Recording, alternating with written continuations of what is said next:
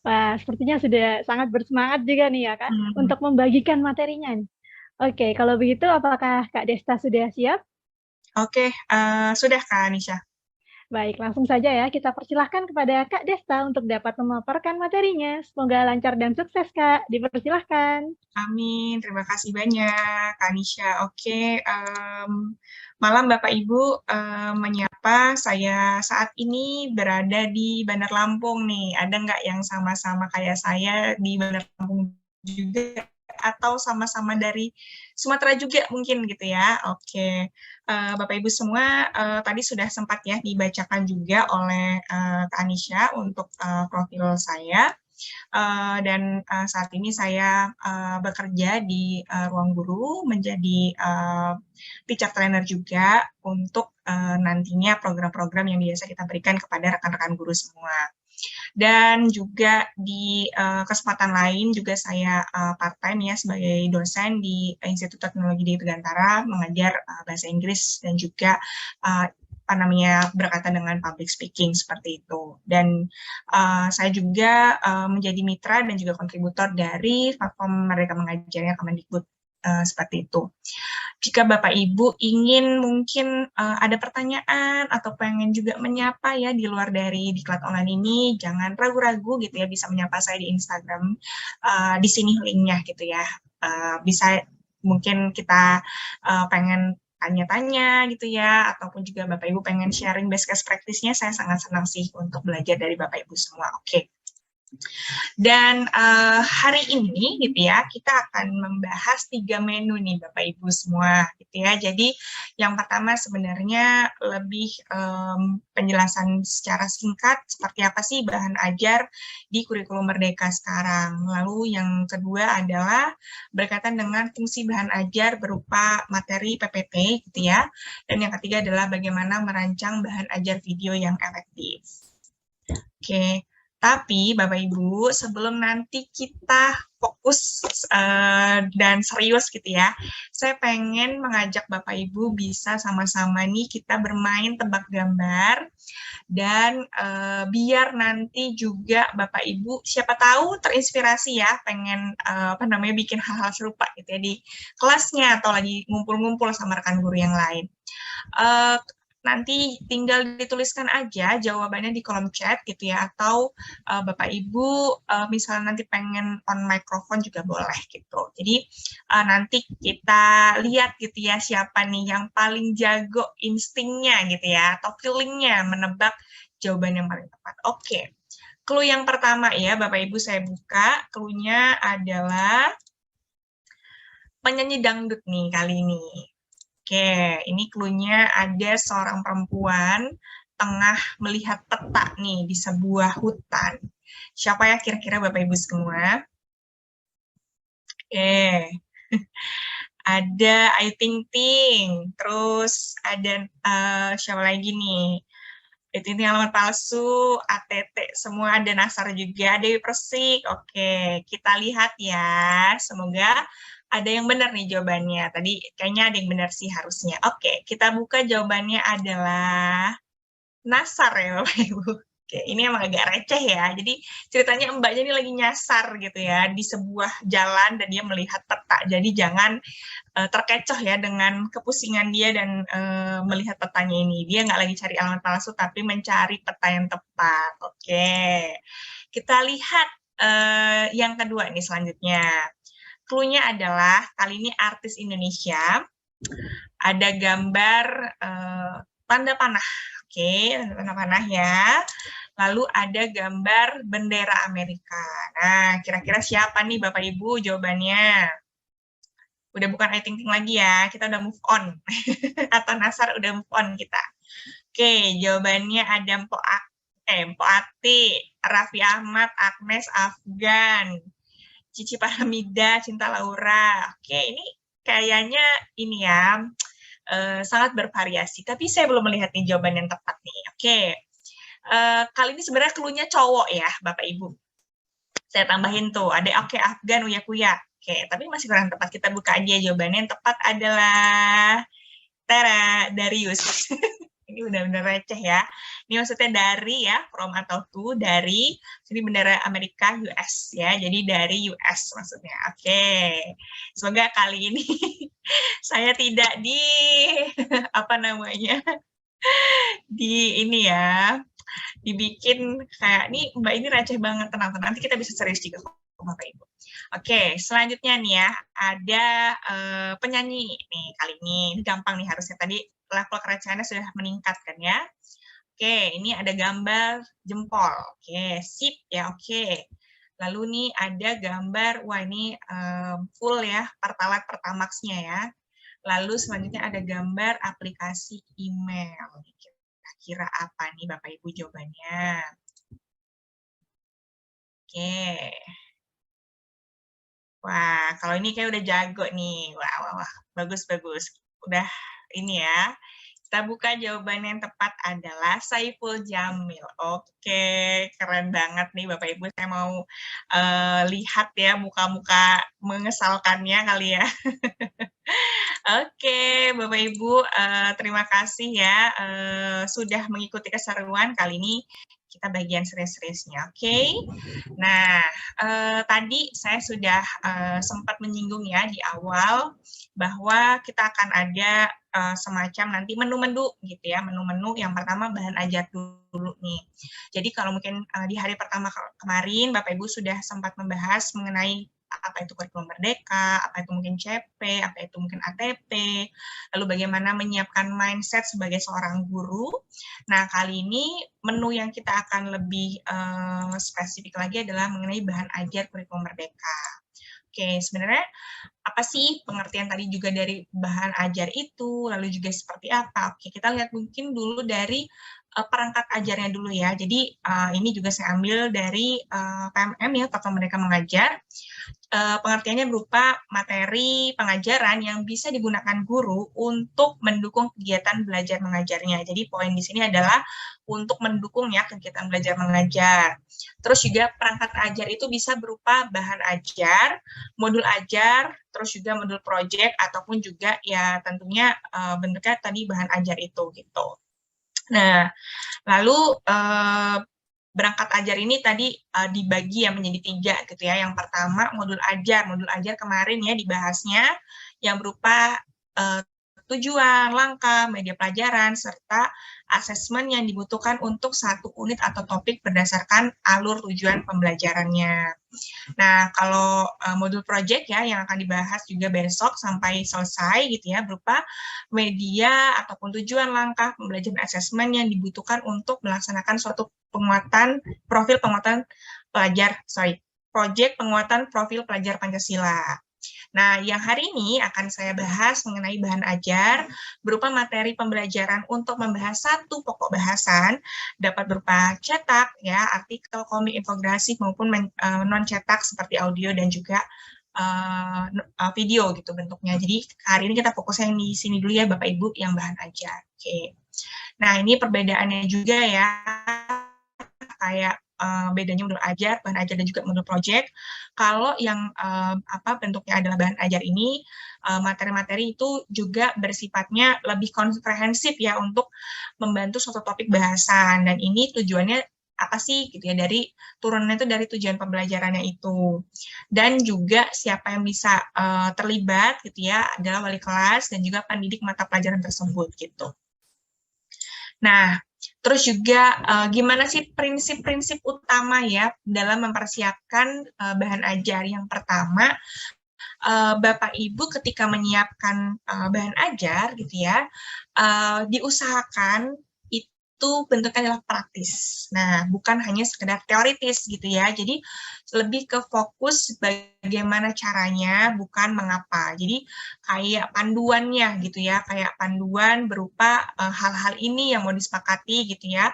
Panduan berupa mungkin kayak misalnya cara untuk membuat sebuah roti misalnya gitu ya, atau misalnya lainnya adalah bagaimana prinsip-prinsip dasar dari berenang misalnya, atau misalnya hal-hal apa saja yang diperlukan ketika sedang berolahraga gitu. Nah, itu cara-caranya gitu ya dalam membuat perangkat ajar. Lalu selanjutnya adalah objektif pembelajarannya itu dan juga langkah-langkah pembelajaran itu diusahakan berupa konkret dan urutannya logis serta mudah diikuti. Jadi bayangkan kalau misalnya kita lagi belajar terus melihat ada poster, ada sesuatu yang memang langkah-langkah konkret gitu. Nah, itu akan sangat membantu seperti itu.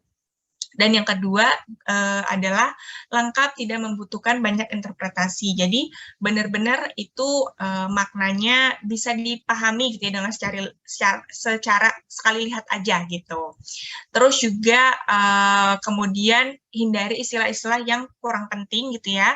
Kalau memang ada yang perlu dibahas lebih lanjut, itu bisa ditambahkan mungkin glosarium, misalnya pengertian mengenai sel-sel biologi gitu ya, yang kayaknya kadang mungkin kalau ini lupa, bisa dibuat lagi glosariumnya.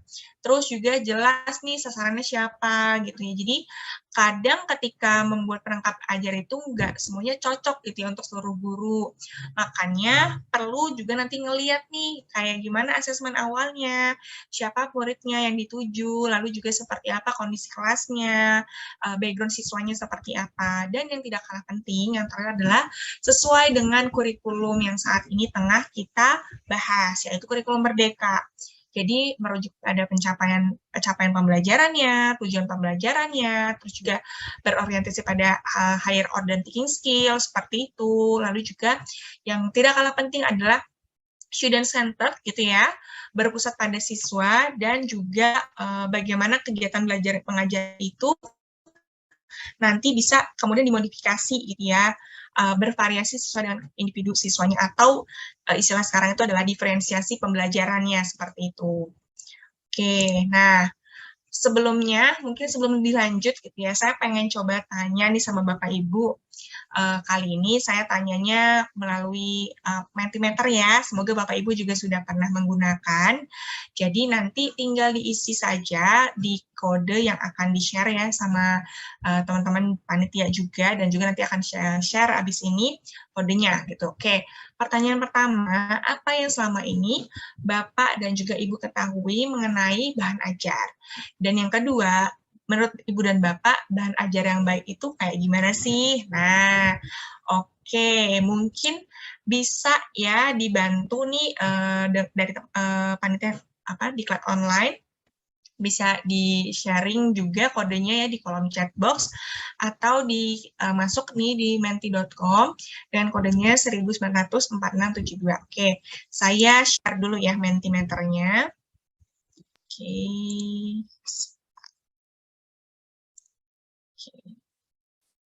Oke, wah ini cepat banget nih, kayaknya udah banyak yang langsung ngisi nih ya. Oke, pertanyaan pertama ya tadi, apa yang selama ini Ibu dan Bapak ketahui mengenai bahan ajar? Oke, saya izin share screen dulu.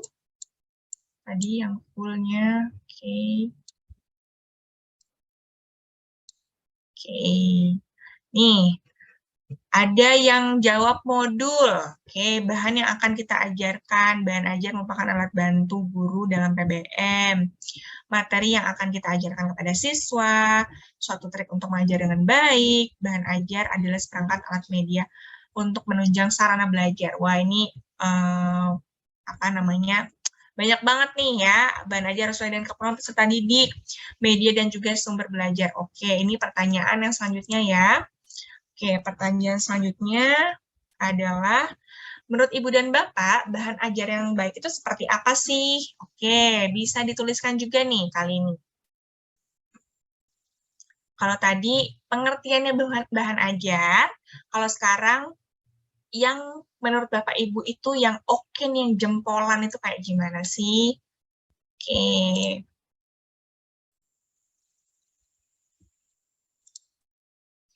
Oke, sudah di-share juga ya di kolom chat box ya tadi.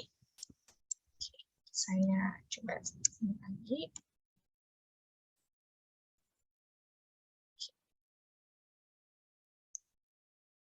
Oke, mohon maaf Ibu dan Bapak gitu ya, tanpa mengurangi rasa hormat, mungkin agar efektif ya, bisa untuk tidak mencoret-coret screen-nya gitu ya. Jadi nanti biar rekan-rekan Bapak Ibu yang lain juga bisa nyaman melihatnya gitu ya, dan juga biar tulisannya terbaca seperti itu. Oke, di sini ada yang bilang ya, bahan ajar hendaknya sesuai dengan tujuan pembelajaran ya, dan kebutuhan peserta didik, benar-benar penyajiannya faktual dan menggambarkan latar belakang, terus juga mudah dan ekonomis, terus juga prioritas pada bilang yang sesuai dengan kebutuhan siswa.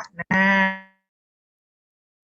Bapak Ibu ini kayaknya udah sepakat nih sama saya ya, kalau bahan ajar tuh memang yang sesuai gitu ya dengan kebutuhan peserta didiknya, dan juga bagaimana nantinya bisa menyesuaikan dari masing-masing background-nya siswa gitu. Oke. Nah, di sini saya juga mau kasih contoh nih ya, beberapa contoh referensi media belajar gitu ya untuk bahan ajar. Yang pertama, bisa berupa teks bacaan atau artikel nih Bapak Ibu gitu. Jadi kalau misalnya pengen siswanya mungkin lebih paham gitu ya, ada teks naratif misalnya. Terus yang tidak kalah penting juga ada suplemen berupa video pembelajaran gitu. Jadi video-video yang singkat, video-video yang mungkin juga mengebantu secara animasinya gitu ya. Lalu selanjutnya ada berupa audio atau podcast. Nah, sekarang siapa yang pernah gitu ya bikin podcast? Kayaknya kalau ngomongin tentang YouTube, udah banyak nih rasanya Bapak Ibu yang bikin gitu ya media-medianya berupa YouTube gitu. Tapi saya pengen tanya, ada nggak nih yang bikinnya itu perangkat ajarnya menggunakan podcast gitu? Saya pengen tahu, atau siapa yang pernah mungkin diundang jadi tamu podcast gitu ya sama rekan pendidik gitu ya, atau sama guru yang lain gitu ya. Oke, sebentar. Nah, terus selanjutnya juga ada lagi bentuknya adalah presentasi ya Bapak Ibu semua gitu ya. Jadi bentuk presentasi ini yang kemudian juga nanti akan dibahas gitu ya hari ini. Dan tentunya juga ada berupa poster, infografis, atau komik gitu. Jadi kayak misalnya tadi langkah-langkah sederhana dalam membuat sesuatu, atau juga misalnya berupa komik, dan yang terakhir adalah berupa buku guru ataupun juga berupa panduan untuk siswa. Oke. Nah, sekarang saya pengen tanya lagi nih ke Bapak Ibu. Oke, pembelajaran sudah nih tatap muka ya, mayoritas sekarang kayaknya udah mulai masuk full tatap muka. Kira-kira pemberian materi berupa PPT atau video itu masih relevan nggak ya? Oke, ini saya pengen Bapak Ibu memilih gitu ya, atau tidak gitu ya. Jadi konsepnya tatap muka, kira-kira masih relevan nggak sih ngasih PPT dan juga video? Boleh dipilih gitu ya, atau tidak gitu. Silahkan mungkin di kolom chat box Bapak Ibu bisa menuliskan milih mana nih ya, atau tidak. Kira-kira apa ya jawabannya? Atau mungkin yang di YouTube juga boleh gitu ya berpartisipasi. Saya juga ingin menyapa rekan-rekan yang di YouTube. Kira-kira masih efektif nggak nih ya pakai pembelajaran itu berupa video ataupun juga PPT? Mayoritas menjawab masih ya. Oke, kita buka. Oke, benar sekali Bapak Ibu, jawabannya ya benar sekali, masih relevan gitu ya. Karena kenapa sih masih relevan? Ini saya coba berikan analoginya ya. Jadi ini ada sebuah kombinasi pembelajaran berupa online dan juga offline. Nah, ini misalnya ada 4 pertemuan misalnya ya. Jadi di sini ada materi 1 sampai materi 4. Nah, di materi 1 dan juga materi 2 bisa dirancang gitu ya berupa penguatan materi 1 dan juga pendahuluan untuk materi 2. Nah, di samping itu untuk menghemat waktu nih misalnya tatap muka kan mungkin durasinya tuh hanya 2 jam gitu ya, atau 90 menit misalnya. Nah, kadang ada materi-materi yang memang butuh misalnya pendalaman lebih lanjut gitu ya. Jadi Bapak Ibu tadi bisa menggunakan bahan ajar berupa apa? Misalnya bentuk teks, bentuknya mungkin poster, bentuk infografis, bentuknya video misalnya. Jadi waktu yang ada di saat kelas itu bisa Bapak Ibu maksimalkan untuk penguatan materinya. Nah, di sini juga mungkin bisa lebih ke sesi tanya jawab kepada siswa, lalu juga misalnya ketika siswa ada kesulitan dan sebagainya, bisa dibantu gitu. Jadi, sebelumnya mungkin bisa diberikan dulu video ataupun juga mungkin sebuah teks gitu ya, dari sumber-sumber online gitu. Nah, ketika di kelas itu bisa benar-benar dimaksimalkan nih gitu, dan juga ketika nanti selesai kelas itu bisa juga diberikan tugas tambahan gitu ya, tambahan komplementarinya berupa materi-materi yang daring gitu. Jadi kita sambil ngecek juga nih, siswanya udah paham belum ya, siswanya juga udah tertarik belum ya dengan apa yang diajarkan. Karena tadi sistemnya 2 arah, mereka mungkin bisa kita kasih survei juga gitu ya. Nah, survei-survei ini tidak harus bentuknya misalnya kuesioner ya, misalnya survei ini dari 3 video misalnya, mereka udah lihat berapa video sih, dari 2 video itu misalnya ada yang bisa menceritakan ulang nggak, kayak gitu. Jadi itu bentuk-bentuk survei yang bisa diberikan misalnya, tidak harus berupa kuesioner. Oke, nah hal ini agar efisiensi waktu tatap muka. Karena kita ini banget ya, maksudnya kemarin waktu COVID itu benar-benar belajar banget bahwa sesuatu itu terjadi secara cepat ya perubahannya gitu ya. Kalau kemarin mungkin kita belum terpapar dengan teknologi gitu ya. Dengan COVID itu saya banyak ngobrol juga dengan rekan-rekan guru gitu yang saya temui. Mereka bilang sebenarnya COVID ini jadi salah satu istilah keren ya, kalau dalam bahasa Inggris blessing in disguise. Atau kayak kadang ada sebuah hal-hal baik yang bisa juga dilihat dari hal buruk sekalipun gitu ya. Hal buruknya misalnya ternyata ada COVID.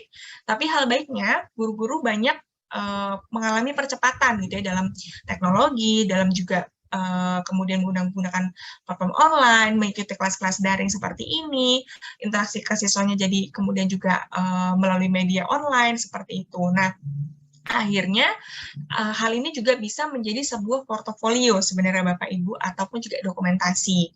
Apalagi mungkin sudah ada beberapa Bapak Ibu juga yang jadi guru penggerak juga ya, misalnya bikin materi-materi itu melalui YouTube, bikin materi-materi tadi melalui PPT gitu ya, dan itu bisa digunakan direplikasi berkali-kali gitu ya.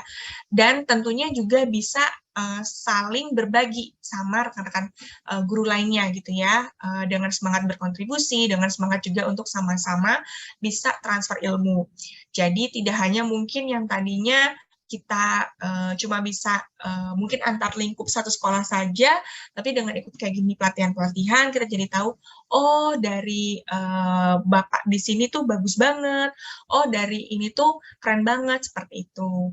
Oke, ini punten saya stop share dulu ya untuk saya sharing kembali karena mohon maaf sekali Bapak Ibu, mohon untuk tidak mencoret-coret ya agar rekan-rekan yang lain juga nyaman nih melihatnya. Oke, dan juga di sini saya pengen tanya nih sama Bapak Ibu, ada nggak yang sudah mencoba gitu ya mengkombinasikan pembelajaran bentuknya gabungan gitu ya antara online dan offline. Mungkin saya pengen tanya langsung ke Bapak Ibu, Mbak Anisha boleh ya? Iya Kak, dipersilakan boleh banget. Ada yang mau sharing nggak nih? Oke, mungkin Mbak Anisha boleh yang nunjuk deh. Oke, mungkin kita bisa lihat dari yang sudah raise hand ya Kak ya. Boleh, boleh. Di sini sudah ada Kak Rizky Andika Akbar. Halo Kak. Halo. Oke, kalau begitu boleh diperkenalkan dirinya terlebih dahulu, nama, kemudian asal daerah. Dipersilahkan Kak. Ya, baik sebelumnya perkenalkan nama saya Rizky Andika Akbar dari Kabupaten Temanggung. Untuk saat ini saya adalah sebagai pengampu ekstra dari kegiatan pramuka. Sebelumnya boleh diulangi Bu untuk pertanyaannya? Oke, sejauh ini dari Pak Rizky Andika sudah pernah mencoba belum mengkomunikasikan tadi antara online dan offline gitu ya, apalagi sekarang model udah tatap muka nih. Kalau mungkin dulu kan waktu online semua kan memang mayoritas kita sumber-sumbernya daring. Nah, kalau tatap muka ini masih mengkombinasikan nggak gitu? Untuk kombinasi sendiri dari saya sudah saya kombinasikan bahwasanya materi-materi yang biasanya itu saya berikan kalau pada saat ini adalah secara langsung, namun pada saat ini sudah saya kombinasikan bahwa materi-materi tersebut sudah saya implementasikan melalui media sosial, yaitu melalui grup WhatsApp. Agar apa? Agar anak-anak bisa memahami terlebih dahulu materi yang akan diberikan, kemudian anak-anak bisa yang namanya belajar mandiri. Gitu.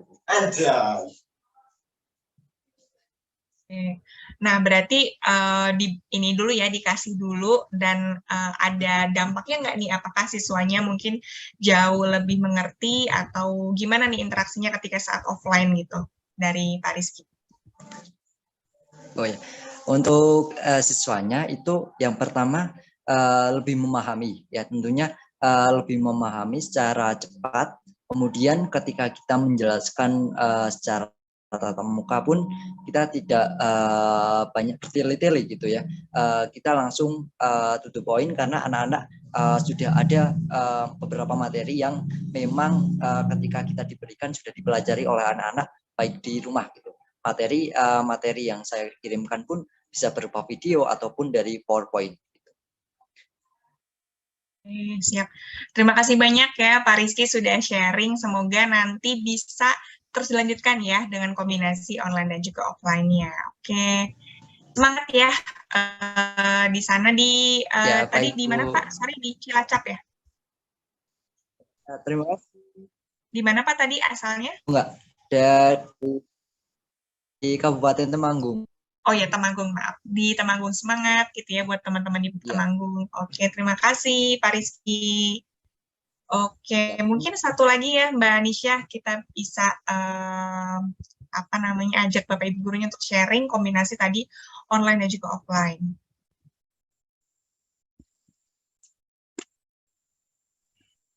Oke, mungkin di sini sudah ada Kak Brigita Febrinda. Halo Kak, apakah suara saya terdengar? Halo, selamat malam. Oke, selamat malam. Dipersilahkan Kak untuk bisa memperkenalkan dirinya dengan menyebutkan nama, kemudian asal daerahnya. Dipersilahkan. Baik, terima kasih untuk waktunya. Tapi sebelumnya mohon izin, Kakak, karena di sini jaringan kurang bagus, jadi mohon izin untuk tidak aktifkan kamera, boleh? Iya, nggak apa-apa. Oh iya, terima kasih. Tadi pertanyaannya tentang apakah sudah menerapkan pembelajaran offline dan online ya? Betul, kombinasi gitu ya. Jadi izinkan saya untuk memperkenalkan diri dulu. Saya Brigita. Saya mengajar di SD Kristen Bukit Pengharapan, Balai Karangan, Sekayam, Sanggau, Kalimantan Barat. Jadi untuk pembelajaran kombinasi antara online dan offline sudah kami terapkan, yaitu contohnya ketika kami melakukan pembelajaran offline, kami memberikan penugasan siswa untuk mengerjakan sebuah kuis melalui aplikasi Quizzes. Jadi itu adalah bentuk kombinasi, jadi materinya kami jelaskan secara offline, nanti penugasannya kami berikan secara online melalui aplikasi Quizzes yang dapat dikerjakan anak-anak di rumah. Itu saja jawaban dari saya, Ibu. Terima kasih. Oke, terima kasih Bu Brigita. Nah, saya pengen tanya lagi, boleh ya? Nah, setelah tadi coba mungkin tadi mengisi jawaban lewat Quizzes, ada nggak sih kayak dampaknya mungkin dari sisi guru? Apakah lebih mudah atau seperti apa nih dengan kombinasi tadi?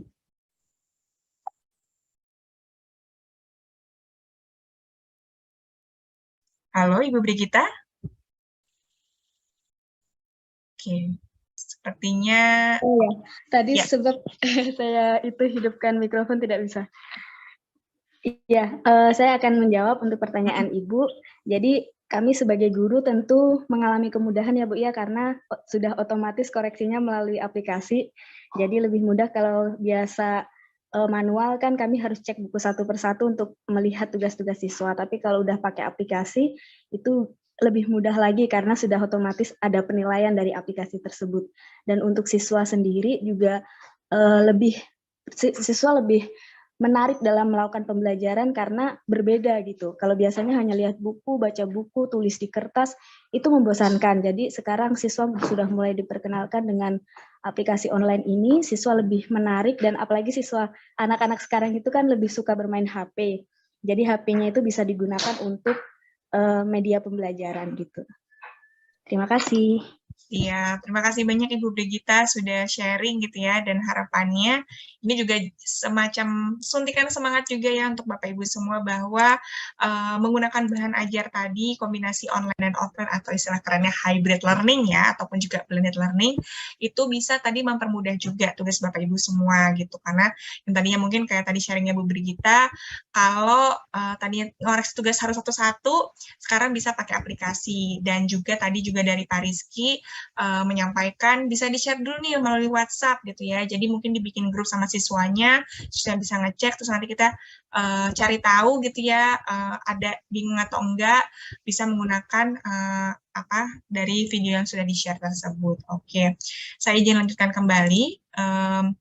Jadi menu yang nanti kita akan bahas, yang pertama juga tadi mengenai presentasi, dan selanjutnya nanti mengenai video pembelajaran. Oke. Nah, bahasan selanjutnya mengenai optimalisasi penggunaan bahan ajar berupa PPT. Nah, sekarang mungkin seiring berjalannya waktu ya, kita sudah terpapar sekali dengan adanya teknologi gitu ya, di mana sehari-hari kayaknya salah satu barang wajib yang tidak boleh lupa antara lain adalah handphone gitu ya, dan juga mungkin kalau sebagai seorang pengajar, pendidik juga menggunakan laptop. Tapi Bapak Ibu pernah nggak sih kemudian juga ngerasa kayak capek ataupun juga mata sampai lelah gitu ya, karena keseringan di layar laptop gitu, ataupun juga keseringan misalnya mantengin grup WhatsApp gitu ya.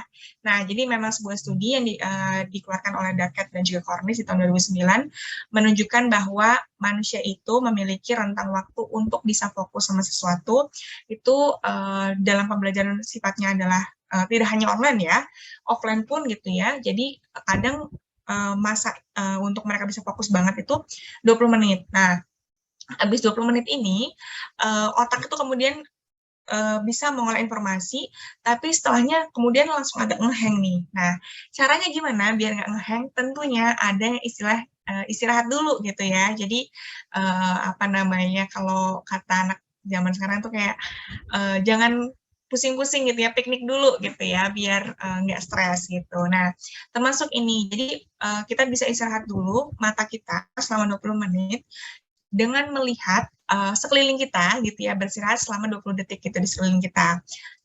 Terus juga jarak yang bisa kita lihat itu sejauh 20 kaki gitu ya, atau mungkin sekitar 2 meteran gitu, untuk melihat misalnya ada benda apa sih sekitar kita, atau ada mungkin kalau lagi di luar gitu, mobil motor yang lagi lalu lalang, atau lagi misalnya di restoran atau di kafe, kita bisa ngelihat orang juga lagi bercengkrama gitu ya. Jadi ini memungkinkan kita juga untuk sejenak beristirahat gitu. Nah, jadi misalnya nih lagi ikut kelas ini udah kayak 20 menit, nggak apa-apa, istirahat dulu sambil lihat misalnya yang udah punya anak, anaknya lagi main gitu ya, lagi pengen minta ajarin PR-nya juga kayak gitu. Apalagi misalnya ini udah jam 8 malam gitu ya, di mana waktunya harusnya udah bersantai, tapi Bapak Ibu lagi ngeliatin nih ada orang yang mulai mau pergi ronda misalnya kayak gitu, atau yang istrinya lagi siap-siap gitu ya, ngelipetin baju gitu ya, atau suaminya siap-siap misalnya lagi mau benerin sesuatu gitu misalnya di rumah. Jadi istirahat dulu selama 20 menit, terus nanti balik lagi setelah 20 detik, seperti itu. Jadi memang akhirnya menggunakan waktu ini juga untuk kemudian juga bisa berefleksi juga gitu. Jadi kira-kira udah cocok belum ya gitu ya, udah kira-kira udah bisa fokus belum ya, seperti itu. Oke. Nah, saya tanya lagi nih ke Bapak Ibu, apakah bentuk visual media pembelajaran itu mempengaruhi output? Nah, boleh dituliskan ya atau tidak ya, Bapak Ibu. Silakan di kolom chat-nya. Kira-kira bentuk visual itu mempengaruhi ini nggak ya, dampaknya gitu ke siswa. Oke, Meritus jawabnya iya, iya, iya. Oke, kita lihat ya jawabannya. Oke, benar sekali ya. Jadi memang tampilan PPT, tampilan sebuah presentasi itu kalau bisa itu tidak hanya sekedar tempel-tempel warna aja, tapi kita perhatikan juga dari logonya, simbolnya, dan juga kayak gimana sih bisa nyaman dibaca seperti itu. Oke. Saya share lagi. Nah, karena memang juga menurut sebuah penelitian, sebuah media bahan ajar gitu ya, itu nantinya bisa mensupport di otak manusia itu namanya working memory atau kemampuan otak untuk bisa mencerna informasi dalam waktu yang cukup lama. Nah, setelah tadi kita misalnya ngelihat nih paparannya gitu ya, itu terus nanti kira-kira dari situ kayak gimana sih gitu ya. Jadi informasi itu nanti akan ditransfer ke dalam yang namanya long term memory dan PPT ataupun juga video yang Bapak Ibu lihat itu nanti akan diolah sama otak sehingga agar ibaratnya bisa long lasting gitu ya atau tahan lama itu bisa punya simbol-simbol tertentu atau sesuatu yang memang dikenali secara unik gitu ya oleh otak kita. Nah, ini saya pengen tanya nih, kalau ngelihat gambar ini, apa sih yang Bapak Ibu pikirkan gitu ya? Dari tampilan layarnya gitu ya, dari kemudian susunan warnanya, atau saya pengen tanya yang paling mudah gitu ya, kebaca nggak sih tulisannya di tengah gitu? Coba saya pengen tahu menurut Bapak Ibu jawabannya gimana? Oke, dari gambar ini kelihatan nggak sih tulisan di tengah atau ada yang bisa baca nggak ya gitu ya, kayak saya harus melihat ke layar laptop gitu ya, atau warnanya oke nggak sih gitu. Oke, di sini tulisannya kecil banget, ada yang bilang liar, mual liatnya, aduh tulisannya nggak kelihatan, kurang jelas. Oke, nggak jelas ya.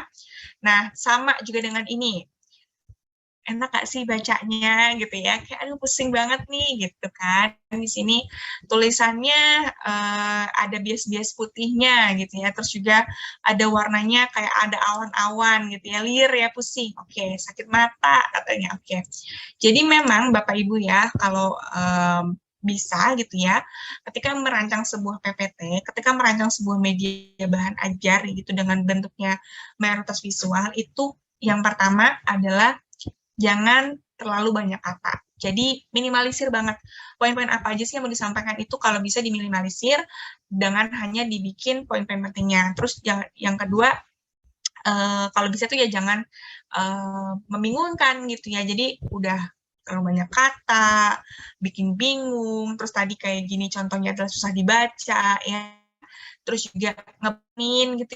Jadi kayak ini, aduh, misalnya sebenarnya kan bisa misalnya bagian yang ini dijelaskan, contohnya itu disampaikan aja secara lisan gitu ya. Terus selanjutnya adalah tabrak warna. Nah ini kalau bisa juga sangat dihindari ya, karena mayoritas kita juga tadi bisa fokus dan juga bisa kemudian menyerap itu sangat sedikit gitu ya. Jadi kalau bisa memang hanyalah hal-hal penting saja gitu. Nah, kali ini saya akan share beberapa tips dalam menyusun PPT pembelajaran ya Bapak Ibu semua. Jadi pertama, jadi kalau misalnya Bapak Ibu kira-kira lihat nih gitu ya, durasi belajarnya misalnya sejam. Terus ada berapa hal sih yang mau saya sampaikan? Misalnya tadi saya bikin ada 3 menu gitu ya. 3 menu itu kira-kira nanti bagian mana yang saya butuhkan di menu pertama, menu kedua, dan juga menu ketiga. Slide-slide-nya itu kadang memang tentatif ya, ada yang bilang kayak oke deh 10 slide aja cukup. Tapi kalau misalnya ternyata butuh lebih banyak juga nggak apa-apa, asal tetap harus disesuaikan. Jadi nggak tulisan semua, nggak sampai kayak gini ya gitu ya, nggak benar-benar yang bikin sakit mata tadi katanya. Lalu selanjutnya juga setelah punya slide yang dibutuhkan, Bapak Ibu juga minimalisir untuk penggunaan terlalu banyak katanya. Jadi nggak apa-apa misalnya cuma satu slide ini isinya cuma dua ini doang kayak gitu ya, dua bahasan ini. Selebihnya Bapak Ibu bisa artikulasi menggunakan lisan ataupun juga menggunakan emotikon-emotikon seperti itu. Nah, contohnya nih, ada sebuah puisi, judulnya Hujan Bulan Juni gitu ya. Di sebelah kiri ini tulisannya kecil-kecil banget ya, terus juga saya juga harus ngelihat kayak mendekatkan mata saya ke laptop kayak gitu ya, dan di selanjutnya saya cacah gitu ya, saya uraikan atau istilah kerennya adalah dicangking. Jadi yang pertama saya jelaskan dulu mengenai judul puisinya dan juga penulisnya, lalu juga di sini ada masing-masing baitnya gitu ya. Jadi enak mana nih? Yang sebelah kanan atau yang sebelah kiri? Lebih kanan yang lebih enak ya, karena informasinya itu lebih jelas gitu ya. Dan juga, nah bener nih, tadi ada yang bilang nih, ada Sarah nih, Hujan Bulan Juni lebih enak kalau ada support gambarnya dari Ibu Nunung gitu ya. Jadi ini juga bisa gitu ya ditambahin misalnya gambar-gambar hujan, atau kalau misalnya lagi pengen itu ada soundnya misalnya dari suara-suara gemericik air gitu ya. Nah, atau bisa ditambah ditambah gambar tokoh penulis puisinya kayak gitu ya. Jadi lebih simpel kanan ya dibanding yang kiri. Yang kiri agak sakit mata gitu ya bacanya. Oke.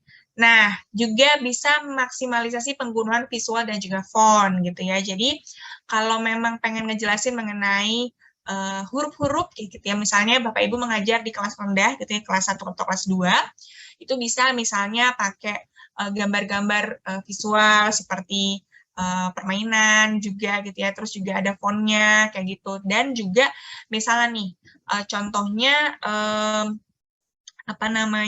di sini bilang bahwa pertama ada ngomongin tentang fontnya kayak gitu. Nah, di sini kan background itu saya bikin misalnya warnanya tuh agak-agak ada putihnya gitu ya, tapi di sini saya tambahkan lagi gitu, tulisannya hitam. Kalau misalnya tulisannya warnanya mungkin abu-abu, pasti nggak kebaca gitu ya. Jadi maksimalisasi penggunaan visual dan juga fontnya.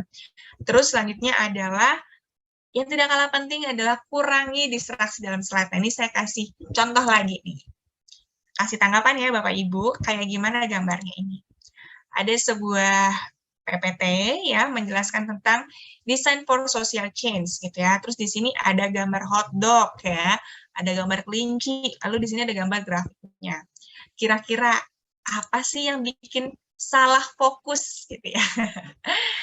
Nah, kayak kata Pak Adi nih, jadi fokus ke makanan. Terus juga ada lagi Bu Ririn bilang nggak nyambung gitu, terus kelincinya jadi bikin salah fokus ya. Oke, padahal misalnya pengen ngomongin tentang design for social change, kita bisa aja cuman bagian grafik dan juga pengertiannya kayak gitu. Walaupun ini tulisannya juga agak nggak kebaca ya Bapak Ibu, karena background-nya agak-agak putih gitu ya, terus tulisannya juga agak warnanya mirip gitu.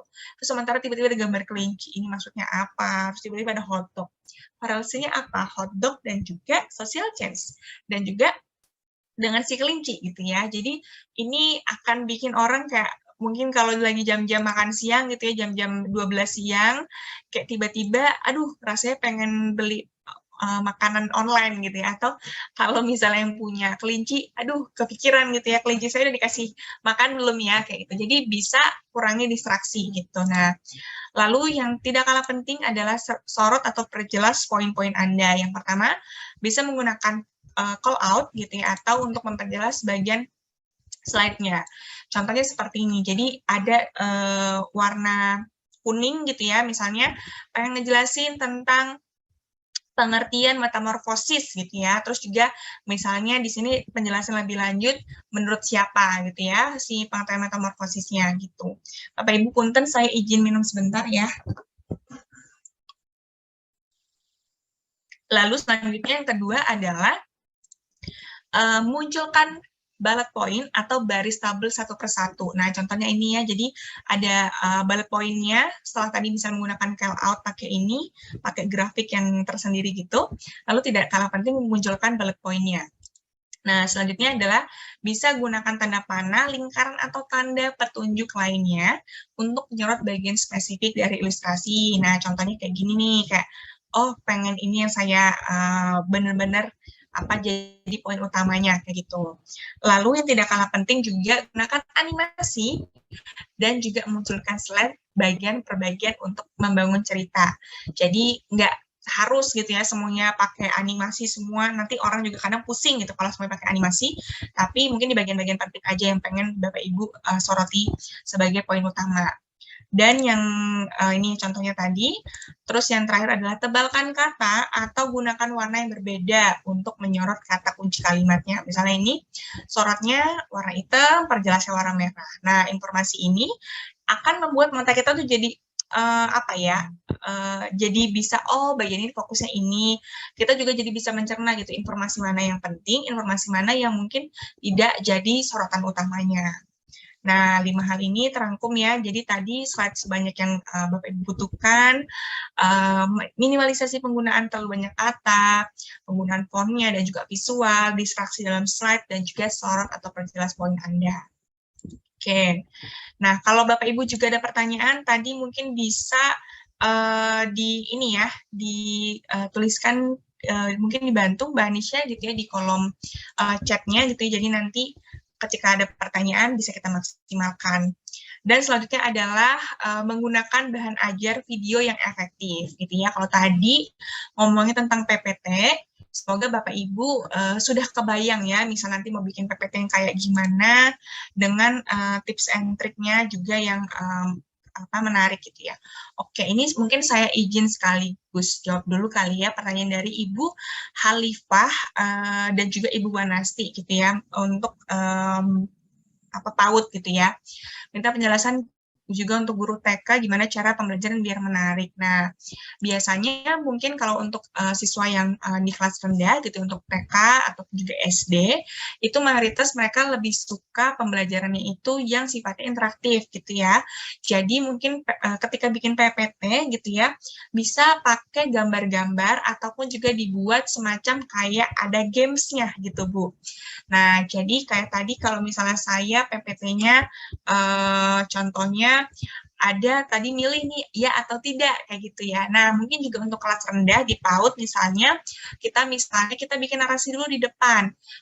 Selamat datang di kelas misalnya kelas Bu Rasiti misalnya tadi ya. Terus juga hari ini kita akan bermain bersama, misalnya kita ambil satu contoh tokoh yang disukai anak-anak siapa, misalnya Tayo gitu ya.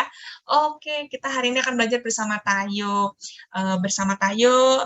Nantinya kita akan menuju sebuah pembelajaran apa, kayak gitu ya. Terus nanti itu dibikin seperti layaknya kita bermain games gitu ya, tapi nanti mereka bisa menyebutkan hal-hal apa saja yang mereka pelajari gitu ya selama kelas. Terus juga mungkin ada tengah-tengah itu juga ada checkpointnya dulu, udah mengerti belum ya gitu. Terus juga mungkin bisa ditambahin video menarinya.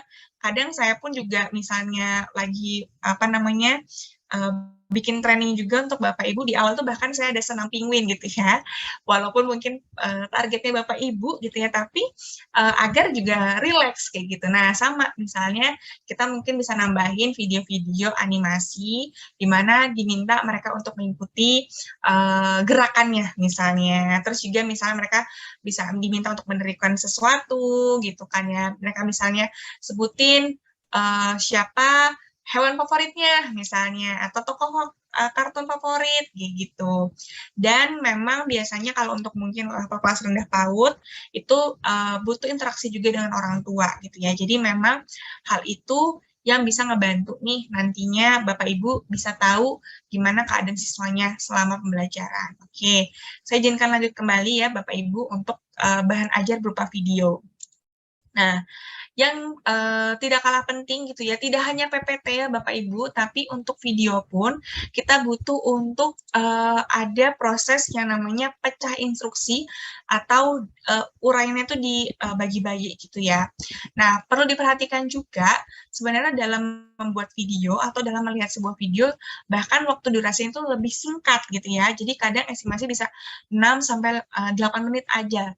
Dan ini memang kadang setelah itu nanti mereka jadi nggak fokus, mereka jadi kayak apa ya, tidak mendapatkan ininya lagi nih mood-nya gitu. Nah, untuk bagian ini pecah satu pembelajaran itu bisa menjadi beberapa video. Misalnya Bapak Ibu mengajar konsep tentang ini ya, pembelajaran yang berbasis misalnya proyek base kayak gitu ya. Terus juga kelasnya misalnya ekonomi kayak gitu ya, ekonomi lagi mau menjelaskan mengenai situasi pasar kayak gitu ya, ataupun juga interaksi antara penjual dan pembeli, alat tukar dan sebagainya. Itu bisa dibagi menjadi beberapa bagian kayak gitu, atau pembelajaran misalnya contohnya mengenai unsur-unsur kimia misalnya, itu juga bisa tuh dibagi menjadi beberapa juga gitu.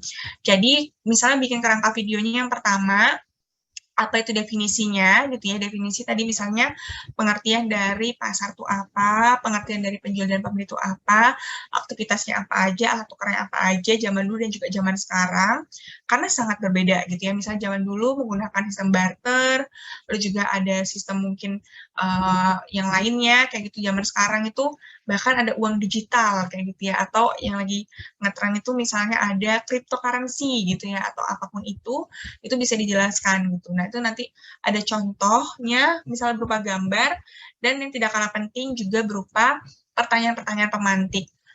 Misalnya, mengapa orang zaman dulu itu menggunakan sistem barter, mengapa sekarang misalnya uang digital itu menjadi salah satu alat tukar yang efektif gitu ya, dan hal-hal yang mungkin berkaitan dengan itu.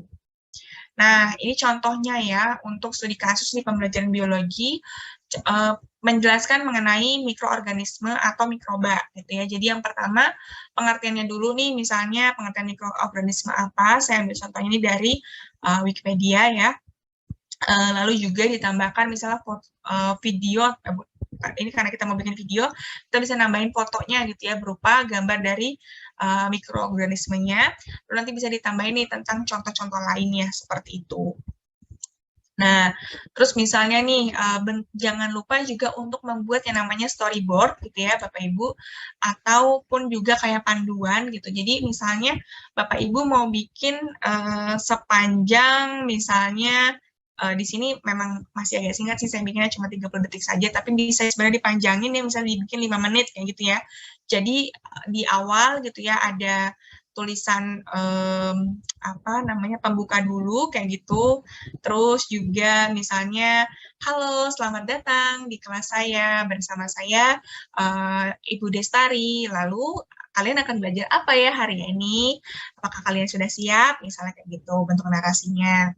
Terus di sana tulisannya kita pertama nambahin nih apa itu mikroorganisme, lalu juga bagaimana ciri-ciri organisme dalam kehidupan sehari-hari gitu.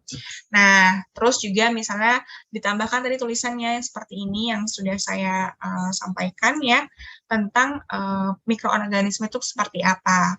Lalu juga ditambahkan juga mengenai gambar dari beberapa jenis bakteri, dan juga gambar-gambar bisa makanannya ya yang sudah tercemar oleh bakteri. Dan lalu nanti ditambahkan lagi pengertian mikroorganisme seperti itu. Nah, ada yang mau sharing nggak nih? Ada yang pernah mungkin bikin video pembelajaran gitu ya, dan membuat storyboard gitu. Ada nggak nih yang mau bercerita gimana? Kita mungkin ajak Bapak Ibunya sharing lagi ya, Kak Anisha ya? Boleh banget, Kak. Oke. Ada yang mau sharing nggak nih? Ada yang pernah bikin video, terus juga bikin tadi storyboard-nya? Boleh bertunjuk tangan gitu. Silakan Kak Anisha untuk memilih. Oke, mungkin kita bisa coba milih dari para peserta yang sudah melakukan raise hand. Di sini sudah ada Bapak Kismawan nih. Halo, apakah suara saya terdengar, Bapak? Nah. Iya, Oke, terdengar? Oke, dipersilahkan untuk memperkenalkan dirinya dengan menyebutkan nama, kemudian asal daerahnya. Dipersilahkan, Bapak. Ya. Oke, terima kasih. Selamat malam. Assalamualaikum warahmatullahi wabarakatuh. Perkenalkan, saya Kismawan dari Jakarta. Oke, terima kasih presentasi yang sudah disampaikan. Saya mengulang sedikit kembali tentang blended learning yang tadi. Blended learning itu memang sudah kami lakukan karena ketika di Jakarta pembelajaran awal mulai itu kan kita ada yang 60%, kemudian 50%, kemudian 100%. Nah, ketika 50% itu berarti 50% yang berada di sekolah dan 50% berada di rumah peserta didiknya.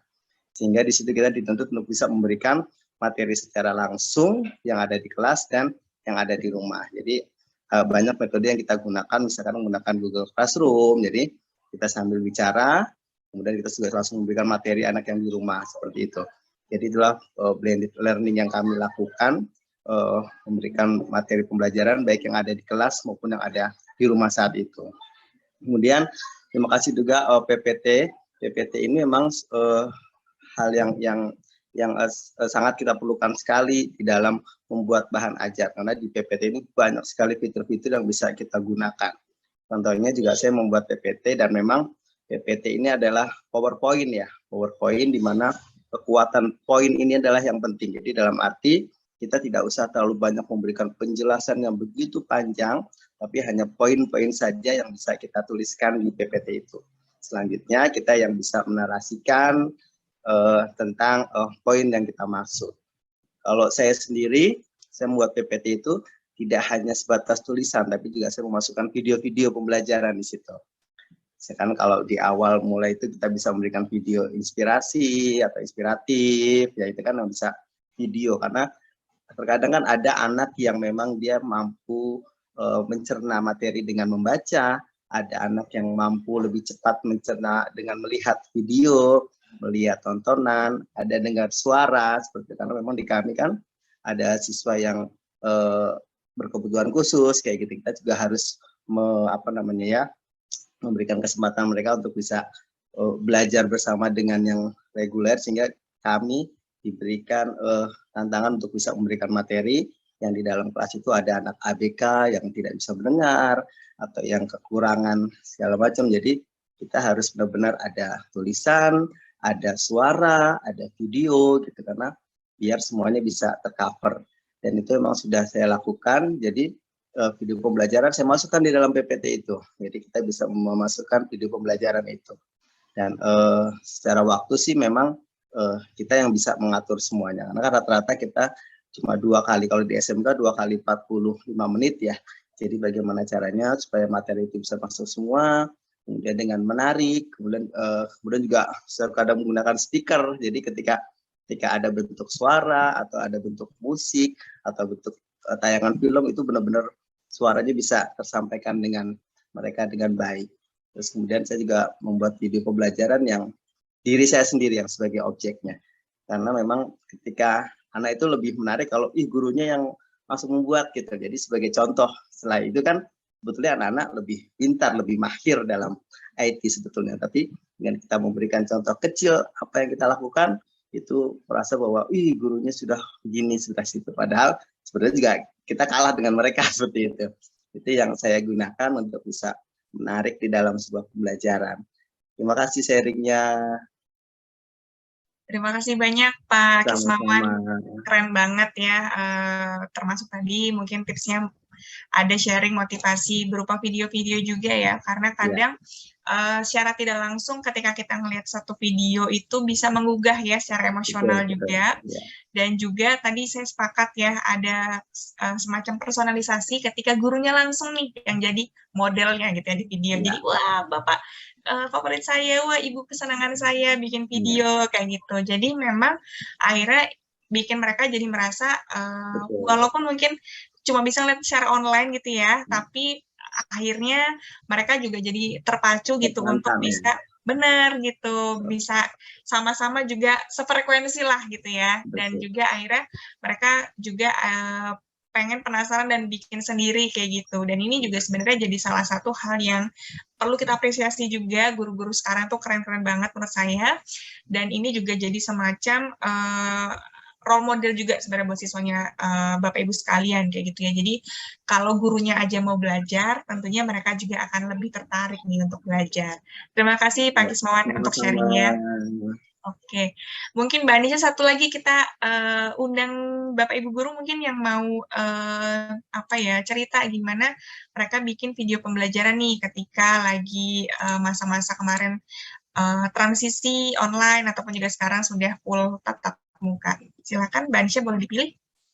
Oke, baik. Terima kasih banyak, Kak Desta. Mungkin di sini sudah ada Ibu Tiurma dari Palangkaraya. Halo, Ibu. Apakah suara saya bisa terdengar? Halo, bisa Oke. terdengar? Oke, baik. Dipersilahkan kepada Ibu Tiurma untuk bisa memperkenalkan dirinya dengan menyebutkan nama, kemudian asal daerahnya. Dipersilahkan. Baik, saya Tiurma Yuliana, Guru Situmorang, saya dari Kota Palangkaraya, Kalimantan Tengah. Salam kenal buat Bu Destari dan juga Mbak Anissa dan teman-teman yang ada di semua tim ini. Baik, kalau tadi disuruh sharing tentang membuat storyboard ya Mbak Destari ya. Kalau kami sendiri, karena saya kebetulan dari PAUD ya, pendidik anak usia dini. Jadi kami membuat harus video. Karena kenapa harus video?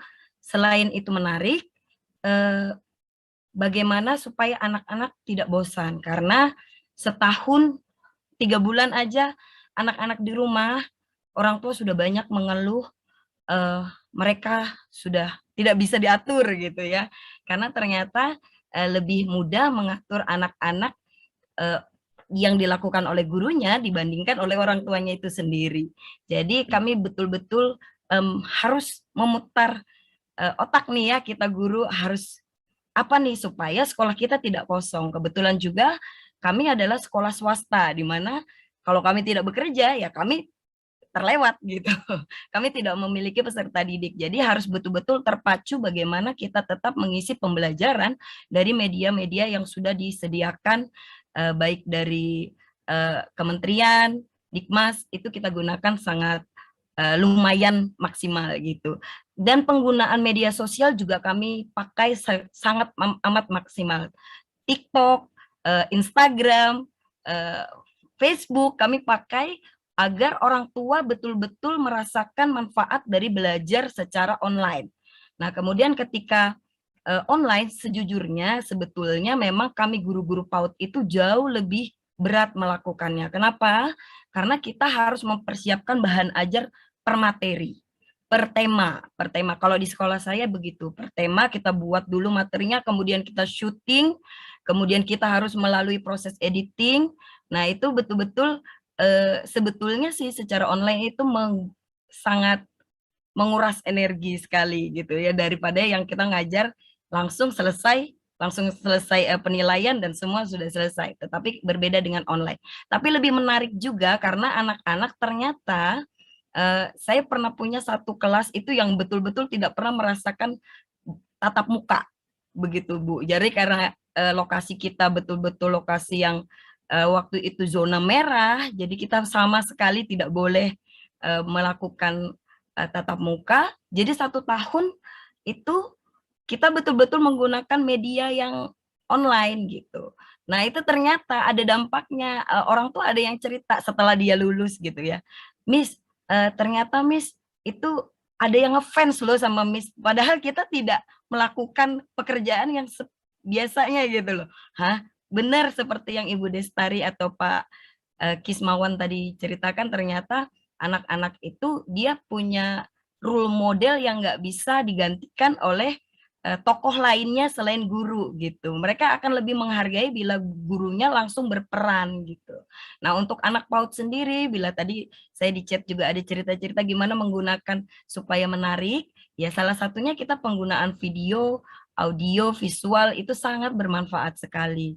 Selain juga memang betul masih ada beberapa, karena kita anak-anak memiliki kemampuan yang berbeda-beda, ada yang dia harus menggunakan lembar kerja atau buku atau langsung diajar langsung, tetapi ada yang dengan menonton saja mereka lebih menarik. Nah, itu bisa dikombinasikan. Kalau sekarang syukur kita sudah bisa bertemu dengan anak-anak, jadi video-video sebelumnya kita bisa putar lagi untuk anak-anak belajar sebelum kita masuk ke pembelajaran tersebut. Jadi buat opening pembukaan sebelum belajar, anak-anak dipertontonkan video yang sudah kita buat di tahun-tahun sebelumnya.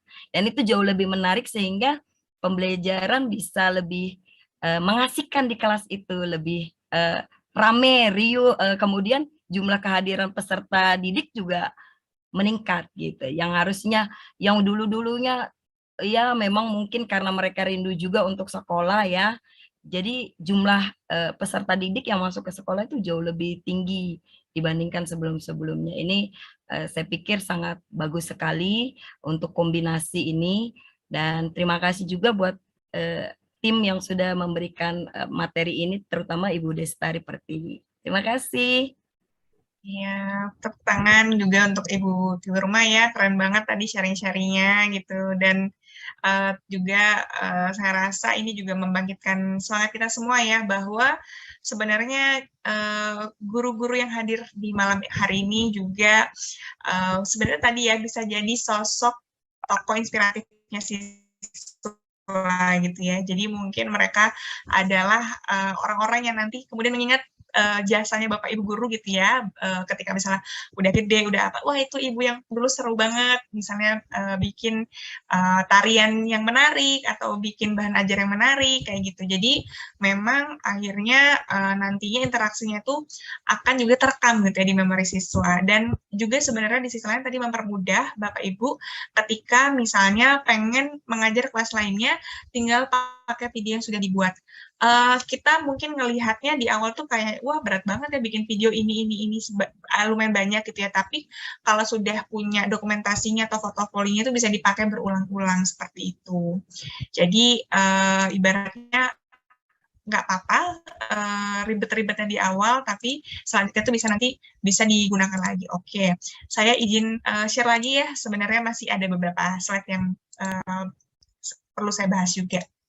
Oke, selanjutnya juga tadi di samping ketika kita sudah punya contoh slide-nya gitu ya, untuk video ini juga sebenarnya bisa dipakai gitu. Jadi bisa fokus gitu ya pada informasi yang penting, gunakan gambar-gambar warna yang menarik. Tapi kalau bisa tadi ya tidak mendistraksi dari segi tabrak warnanya, dan juga font-font ataupun juga gambar-gambar yang tidak penting. Lalu menggunakan petunjuk visual untuk meng-highlight informasi yang penting gitu. Jadi misalnya pakai tadi bullet point atau call out seperti itu. Nah, dan juga minimalisir penggunaan teksnya. Nah, saya pengen tanya nih Bapak Ibu, kira-kira kalau anak sekarang lebih relevan dikasih gambar yang kanan atau yang kiri ya, gitu. Mungkin kalau yang kiri Bapak Ibu sudah banyak yang tahu ya, gitu ya. Dan juga ini kayaknya orang tua saya juga tahu nih kalau yang kiri gitu ya.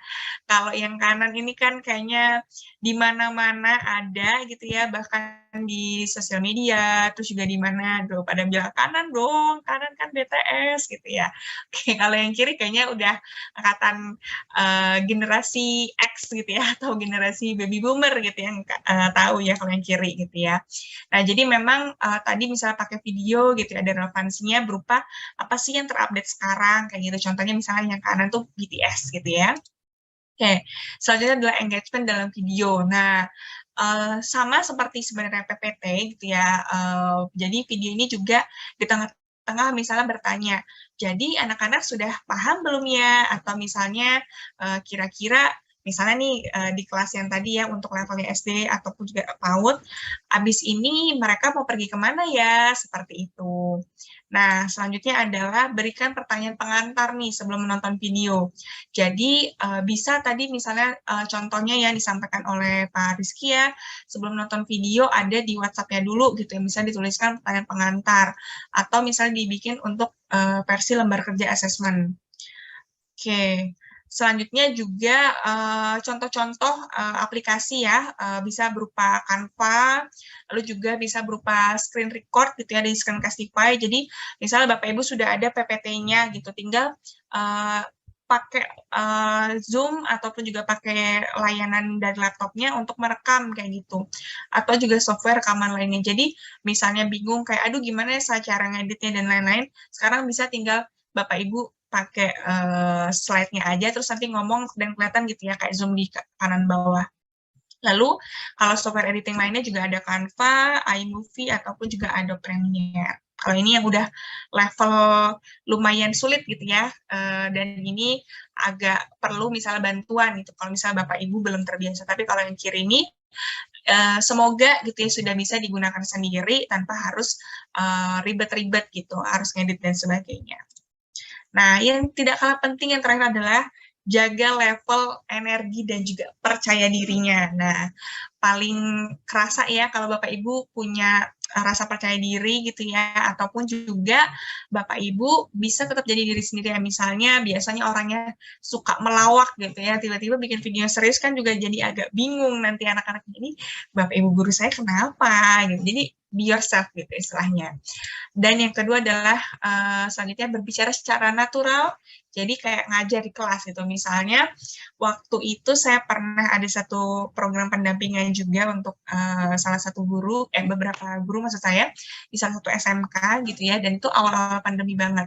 Dan kita waktu itu membantu untuk bikin video pembelajaran gitu ya, Bapak Ibu itu ngomong di depan kamera gitu ya, jadi belum terbiasa, jadi kayak masih gugup, panik, terus kayak matanya kemana-mana, terus juga masih ya, aduh gimana ya Mbak, ini saya biasanya ngajar tulis-tulis ada di papan tulis, ini saya harus ngomong depan kamera. Nah, sebenarnya di satu sisi tadi coba untuk mungkin dipecah gitu instruksinya, dan juga mungkin yang tidak kalah penting punya suara yang sifatnya tuh bahasa kerennya smiling voice gitu ya, jadi kayak ngomongnya tuh sambil kayak kita lagi tersenyum gitu, dan ini jadinya bawaan pendengarnya tuh atau orang yang itu jadi senang juga gitu.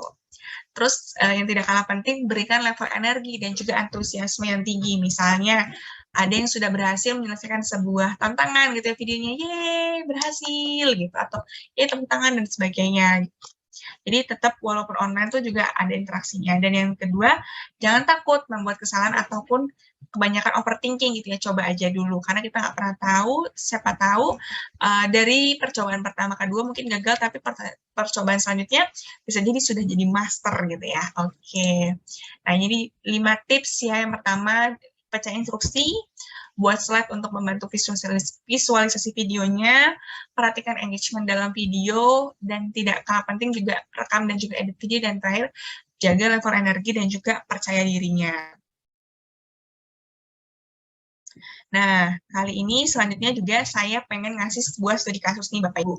Jadi ada asesmen awal gitu ya, seperti disampaikan di materi kemarin oleh Pak Irawan, ketika Bapak Ibu merancang sebuah proses pembelajaran, merancang sebuah bahan ajar dan juga menurut ajar dan sebagainya, itu bikin asesmen awalnya dulu. Nah, ini contohnya sebuah asesmen awal di kelas seorang guru gitu ya.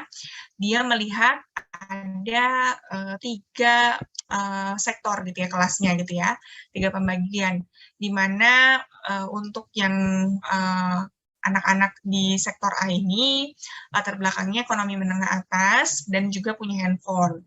Di kelas tuh secara presentasinya sekitar 20%. Kognitifnya mereka cepat ngerti, penerapannya cukup bagus, bisa memproses banyak informasi secara sekaligus. Jadi ketika di kelas 1 langsung nerimanya cepat gitu ya. Sosial emosionalnya motivasinya sedang rendah, mudah terdistraksi dengan game atau sosmed, lalu juga sudah mengerti topik prasyarat gitu ya. Jadi misalnya kelas matematika gitu. Nah, untuk yang sektor B-nya ini setengah kelasnya gitu ya, secara 50%, ekonominya menengah, HP tipe jadul, atau juga sharing dengan keluarga. Jadi dia nggak punya handphone sendiri, masih sharing gitu ya. Lalu butuh dijelaskan pelan-pelan baru mengerti. Kadang satu hal tuh harus sabar banget gitu ya gurunya gitu. Terus motivasi sedang, sulit membagi waktu karena ada pekerjaan rumah. Misalnya orang tuanya ternyata bukan dari kalangan ekonomi yang baik, makanya anaknya juga harus mungkin membantu bekerja gitu. Terus juga topik prasyarat sudah tuntas, tapi terkadang masih lupa perkalian dan juga pembagian. Nah, yang ketiga adalah ekonomi menengah bawah dan juga HP tipe jadul atau tidak punya HP dan juga minim kuota. Terus ini sekitar 30% ya. Terus juga butuh juga dijelaskan berkali-kali. Motivasinya kurang, sulit membagi waktu karena pekerjaan rumah, dan juga sebagian besar belum hafal perkalian. Dan juga penjumlahannya sering salah. Nah, ini contoh misalnya Bapak Ibu di awal tuh kayak memetakan dulu nih, secara kognitifnya seperti apa, secara sosial emosionalnya seperti apa, dan juga pemahaman literasi dan juga numerasinya. Terus juga kadang kita nggak pernah tahu ya, misalnya kita bisa melihat kayaknya nih ya, ini asumsi awal misalnya, anaknya tuh males gitu. Ternyata pas kita selidiki lebih lanjut, dia punya kesulitan, misalnya ternyata anak tersebut memiliki kebutuhan khusus kayak gitu ya, jadi dia mungkin nggak bisa ngebaca atau nggak bisa mungkin mendengarkan gitu ya instruksi gurunya, tapi mungkin di pelajaran lain dia pintar, atau misalnya secara akademis seharusnya nggak masalah, misalnya anaknya tuh kelihatannya pinter kok di kelas, tapi ini kayak kelihatan males gitu, nggak suka masuk kelas dan sebagainya. Ternyata misalnya dia habis mengalami sebuah peristiwa kedukaan, misalnya bapak atau ibunya habis meninggal dunia, terus dia jadi males-malesan dan kayak jadi murung gitu ya, rendah diri dan sebagainya. Atau ternyata dari sisi ekonomi orang tuanya mengalami kesulitan ekonomi misalnya. Nah ini kemudian yang bisa juga jadi sebuah proses juga dari rekan-rekan guru mungkin untuk melihat kira-kira kebutuhan anak itu seperti apa ya. Kalau misalnya ternyata HP tipe jadul, nggak punya kuota, kalau disuruh lihat video, kira-kira mungkin nggak ya? Oh, kayaknya susah nih, karena secara kuota dia nggak punya gitu ya. Oh, mungkin bisa aja nih bentuknya misalnya PPT gitu ya, dengan nantinya bisa di-share gitu di WhatsApp misalnya atau di Telegram. Terus kalau misalnya kategori siswanya yang A, dia punya HP, ekonomi kelas menengah gitu ya, dia bisa nih, tapi dia orangnya tuh gampang terdistraksi dengan game atau sosmed. Oke, mungkin bisa sebenarnya dikasih video, tapi dibikin misalnya tadi di awal tuh ada motivasi video-video gitu. Jadi video-video motivasi yang ibaratnya ngebangkitin semangat anaknya juga gitu. Terus juga misalnya tipe B nih, HP-nya sharing gitu ya sama keluarganya. Dan ini misalnya di kelas tuh secara mayoritas gitu ya. Nah, ini misalnya bisa digabungkan. Contohnya misalnya bentuknya adalah teks naratif gitu ya, ataupun juga bentuknya PPT gitu. Jadi memang kita harus ngelihat dulu diferensiasinya seperti apa, dan ini sebenarnya memudahkan Bapak Ibu untuk tidak hanya ibaratnya mengerjakan tugas yang mengajar, tapi juga ada dua arah gitu. Dan kadang tuh kita nggak pernah tahu ya anak tersebut sebenarnya cerdas, tapi kita melihat bahwa ada karakteristik mereka yang mungkin menjadi hambatan untuk mereka mengeluarkan potensi terbaiknya. Sebenarnya kan anak itu nggak ada yang bodoh gitu ya, hanya mungkin motivasinya kurang ataupun juga ada distraksi lainnya gitu yang membuat dia jadi terbatas gitu ya kemampuannya. Oke, nah misalnya contohnya nih, ini namanya Bu Lisa Blackpink ya gitu ya. Jadi kalau tadi itu di kelas matematika, sekarang ini di pembelajaran biologi gitu ya. Jadi misalnya dia ngelihat siswanya itu kebanyakan lebih suka sesuatu itu yang sifatnya visual misalnya. Kita bisa aja nih misalnya menggabungkan atau memilih, dan sebenarnya nggak ada yang salah atau yang benar ya. Bisa aja kok pakai PPT tentang benda-benda langit, atau bisa bentuknya video nih, misalnya saya putarkan nih videonya, contohnya tentang tahukah adik-adik bahwa ruang angkasa itu sangat luas? Banyak benda-benda langit bertebaran. Ayo kita gunakan roket untuk berkeliling ruang angkasa.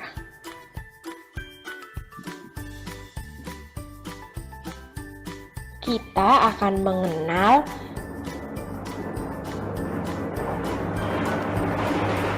benda-benda langit. Apa itu benda-benda langit? Benda-benda langit adalah benda yang selalu berada di langit atau ruang angkasa. Benda langit yang pertama adalah matahari. Matahari adalah bola api yang sangat besar dan bersinar sangat terang. Matahari dapat dilihat di pagi hingga sore hari.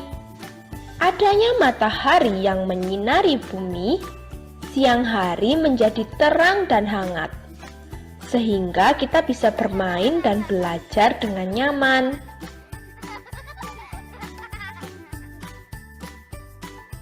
Benda langit yang kedua adalah bulan. Bulan adalah teman bumi yang setia. Ia disebut satelit bumi yang selalu mengelilingi bumi. Bulan tidak memancarkan cahaya sendiri, tetapi memantulkan sinar matahari. Kita bisa menggunakan roket untuk pergi ke bulan, seperti orang pertama yang pernah mendarat dan berjalan di bulan, yaitu Neil Armstrong.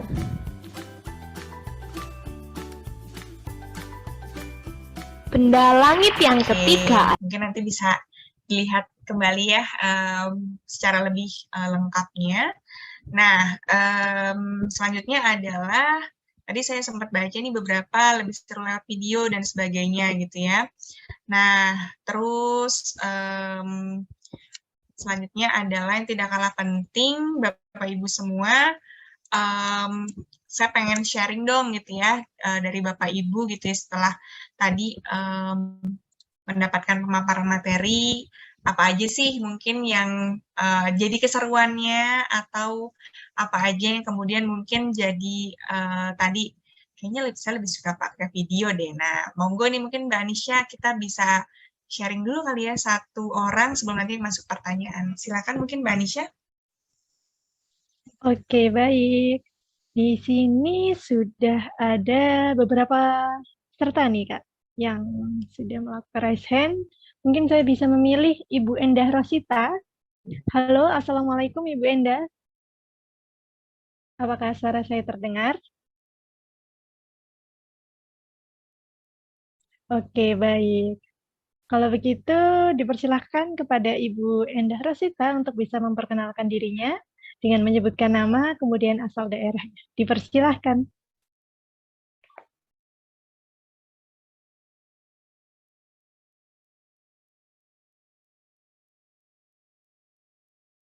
Sepertinya masih di mute ya, Mbak ininya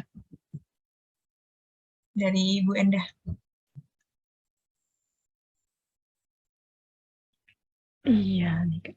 Mungkin kita bisa memilih peserta yang sudah melakukan raise hand Udah kayaknya nih Bu Endah nih. Halo, malam Bu Endah. Halo. Selamat malam. Oke. Silakan Bu. Ya Bu, mohon diulangi itunya. Tadi kurang. Oke.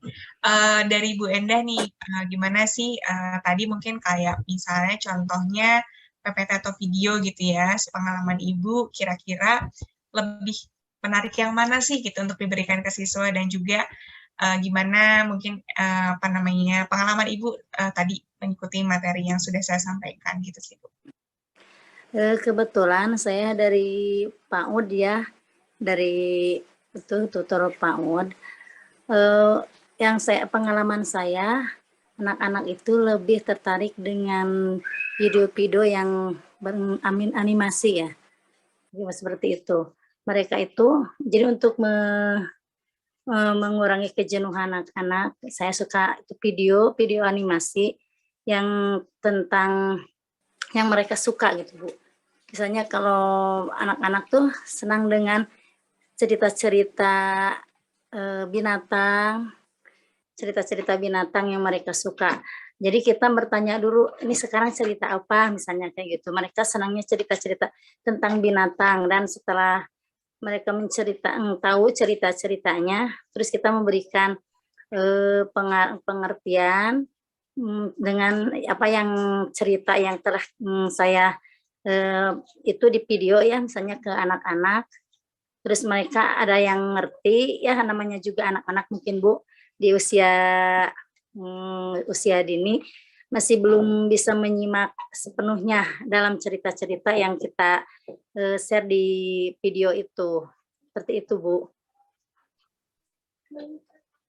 Oke, siap. Berarti memang mungkin secara naturalnya mereka lebih suka yang sifatnya tadi ya ada gambar, gerakan, dan sebagainya, Bu, ya, kalau untuk siswa PAUD ya.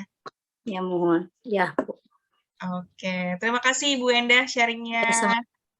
Sangat menarik sekali. Oke, mungkin kalau dari saya cukup ya Mbak Anisha untuk materinya. Saya terima kasih banget juga untuk Bapak Ibu sudah menyimak dan antusias sudah sangat menarik. Silakan nih sesi pertanyaan saya serahkan untuk Mbak Anisha. Oke, baik. Terima kasih banyak kepada Kak Desta atas penyampaian materi yang luar biasa sekali ini.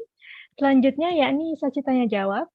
Dimohon kepada peserta yang ingin bertanya dapat langsung mengajukan pertanyaannya melalui link yang telah dibagikan dalam kolom komentar Zoom maupun YouTube dengan format nama _asal daerah _pertanyaan atau dengan melakukan raise hand bagi peserta yang tergabung dalam Zoom meeting. Nah, jika Bapak, Ibu, dan kawan-kawan semua mempunyai pertanyaan yang sama dengan yang telah diajukan melalui link yang telah dibagikan, Bapak dan Ibu boleh langsung untuk menekan tombol like yang tersedia pada bagian samping kanan pertanyaan. Oke, baik. Kalau begitu, kepada panitia yang bertugas, mungkin saya bisa dibantu untuk melakukan share screen terkait pertanyaan yang sudah ada melalui Mentimeter.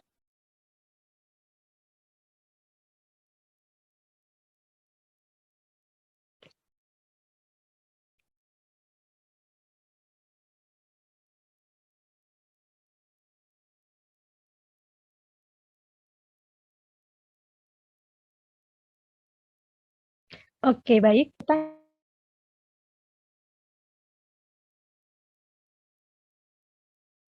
Pertanyaannya adalah, apakah perbedaan yang mendasar antara bahan ajar pada kurikulum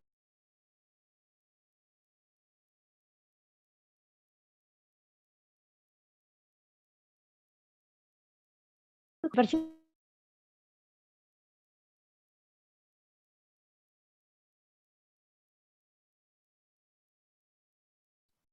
Halo, sepertinya suaranya Mbak Anissa terputus ya. Oke, halo.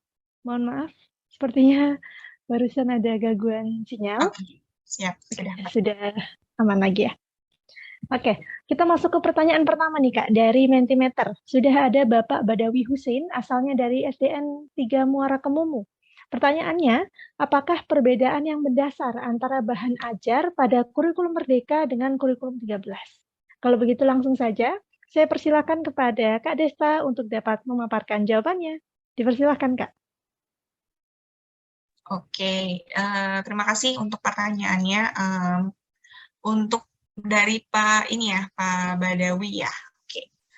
Jadi memang dari kurikulum 2013 dan juga kurikulum Merdeka ini tentunya arahnya sebenarnya siswa gitu ya. Jadi kalau misalnya mungkin di kurikulum 13 itu belum benar-benar spesifik untuk yang maksudnya student center gitu ya. Sementara kalau misalkan untuk yang sifatnya si kurikulum Merdeka ini lebih memungkinkan arahnya itu adalah student center gitu. Jadi ada kolaborasi juga antara siswa dan juga gurunya.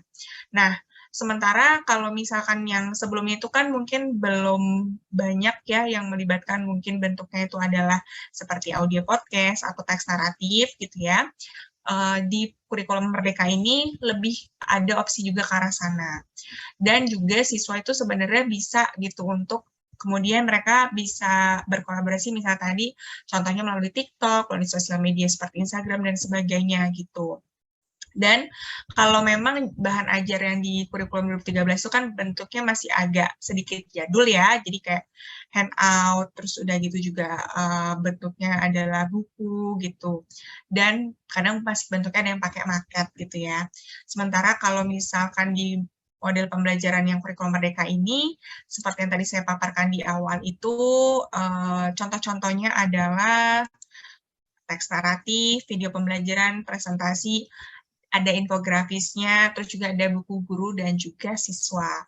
Kalau sebelumnya kan belum melibatkan infografis ya, ataupun juga podcast, tapi kalau sekarang itu di kurikulum Merdeka sudah ada. Seperti itu dari saya, Mbak Anisha. Oke, baik. Terima kasih banyak kepada Kak Desta atas pemaparan jawabannya. Kalau begitu kita dapat langsung bergeser ke pertanyaan kedua yang sudah ada di Mentimeter. Untuk pertanyaan kedua ini datang dari Bapak Diki Tri Junior, asalnya dari Tasikmalaya. Pertanyaannya, bagaimana kita melakukan asesmen awal secara tepat sehingga mengakomodir kondisi dari keberagaman siswa, baik kompetensi kognitif, keterampilan, dan sosialnya? Oke, kalau begitu langsung saja saya persilahkan kepada Kak Desta untuk dapat memaparkan jawabannya. Oke, terima kasih untuk Pak Diki, pertanyaannya sangat bagus banget ya. Jadi untuk asesmen awal sendiri ada banyak sekali mungkin ya teknik ataupun juga perangkat yang bisa kita gunakan. Kalau misalnya bentuknya yang kognitif, kita mungkin bisa melihat dari bentuk-bentuk misalnya soal-soal ujian ataupun juga kuis gitu ya, yang sudah kita berikan kepada siswa. Dan itu kita bisa tahu ibaratnya levelnya mereka itu sejauh mana ya pemahamannya. Nah, mungkin rekomendasi dari Kemendikbud juga bisa dibaca ya, jadi siswa ada di level yang mungkin mahir, belum mahir, sudah paham, dan sebagainya gitu. Jadi, hal-hal itu bisa nanti dicek kembali gitu ya, di buku rekomendasi dari panduan asesmen dari Kemendikbud gitu, di panduan kurikulum Merdeka. Mungkin sembari saya share kalian nanti panduannya seperti apa dari yang Kemendikbud gitu. Sebentar, sembari izin saya buka.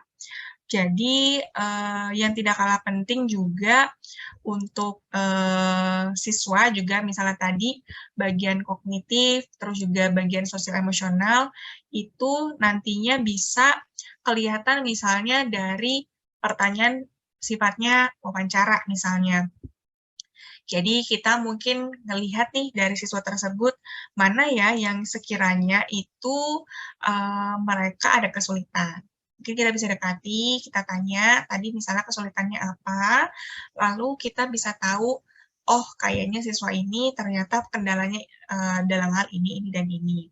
Atau misalnya bentuknya kuesioner gitu ya, Bapak Ibu, kita bisa punya pertanyaan pemantik misalnya, sejauh ini kalian belajar di rumah menggunakan perangkat teknologi apa, misalnya menggunakan laptop, menggunakan handphone, tablet, dan sebagainya.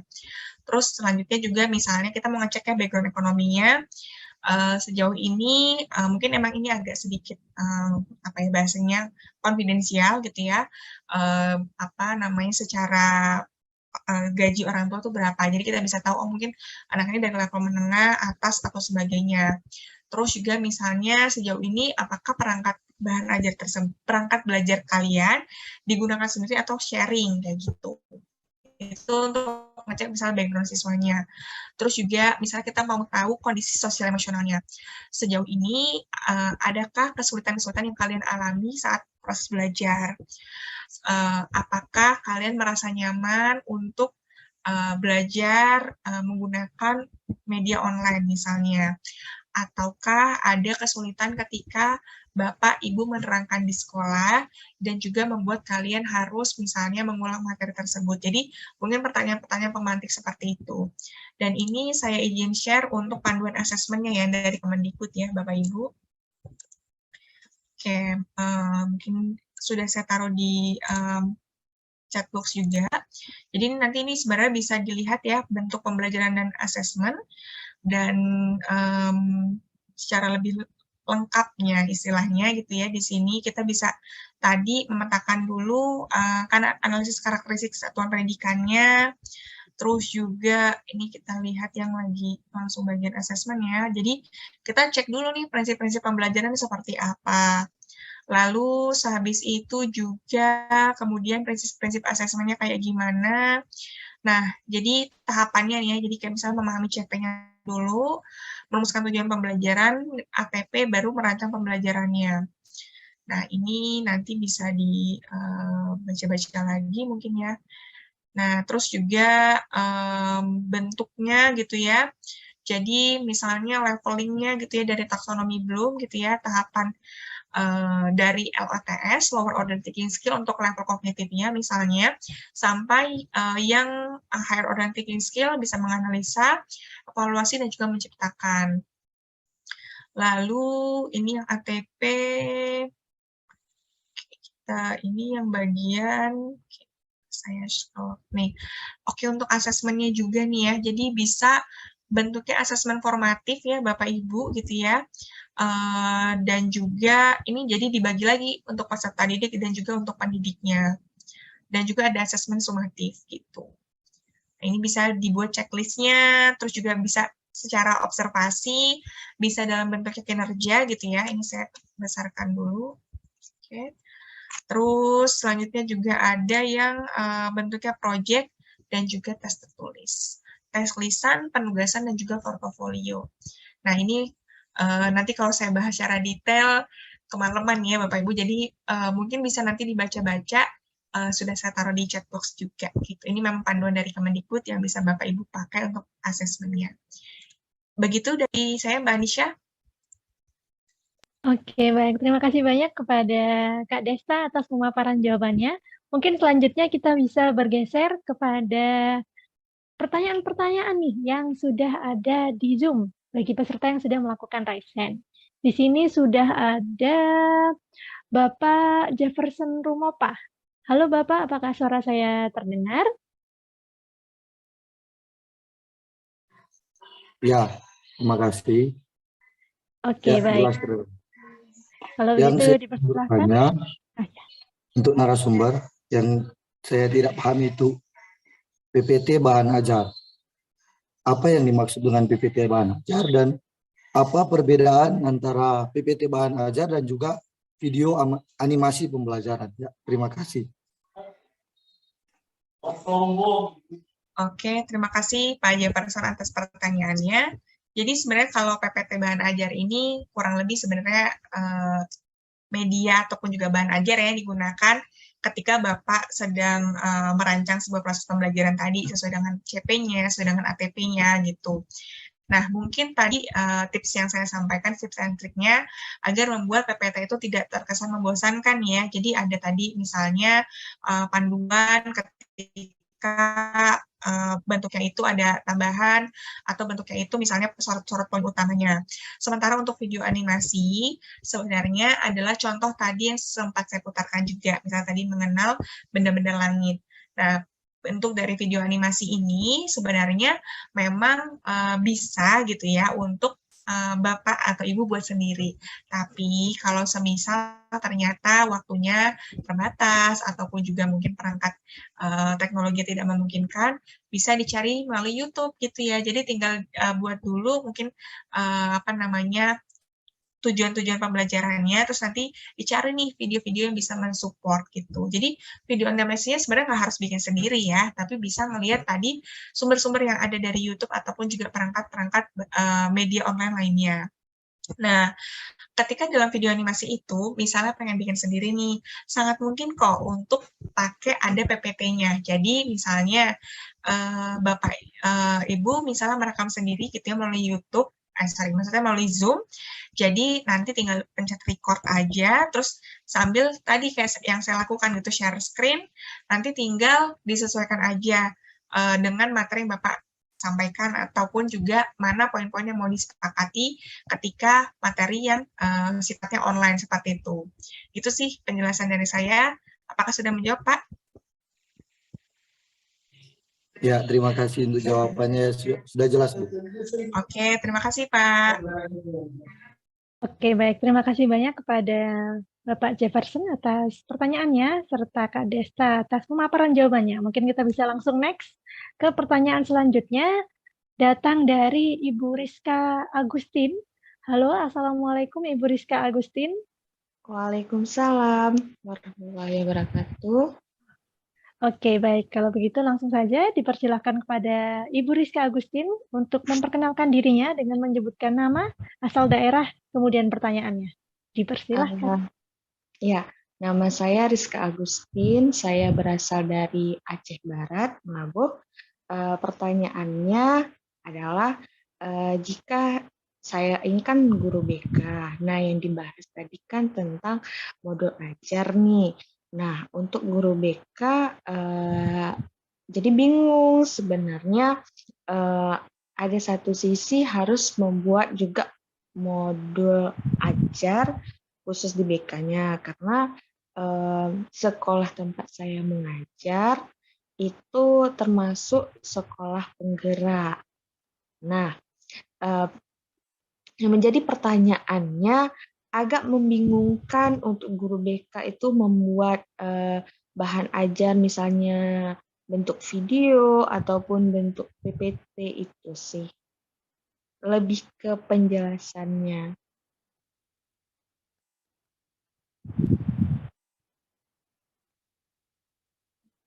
Oke, mohon bertanya dulu Ibu Rizka, ini jenjang apa ya Bu, atau fase apa saat ini? Oh, SMA, jenjang SMA. Oke.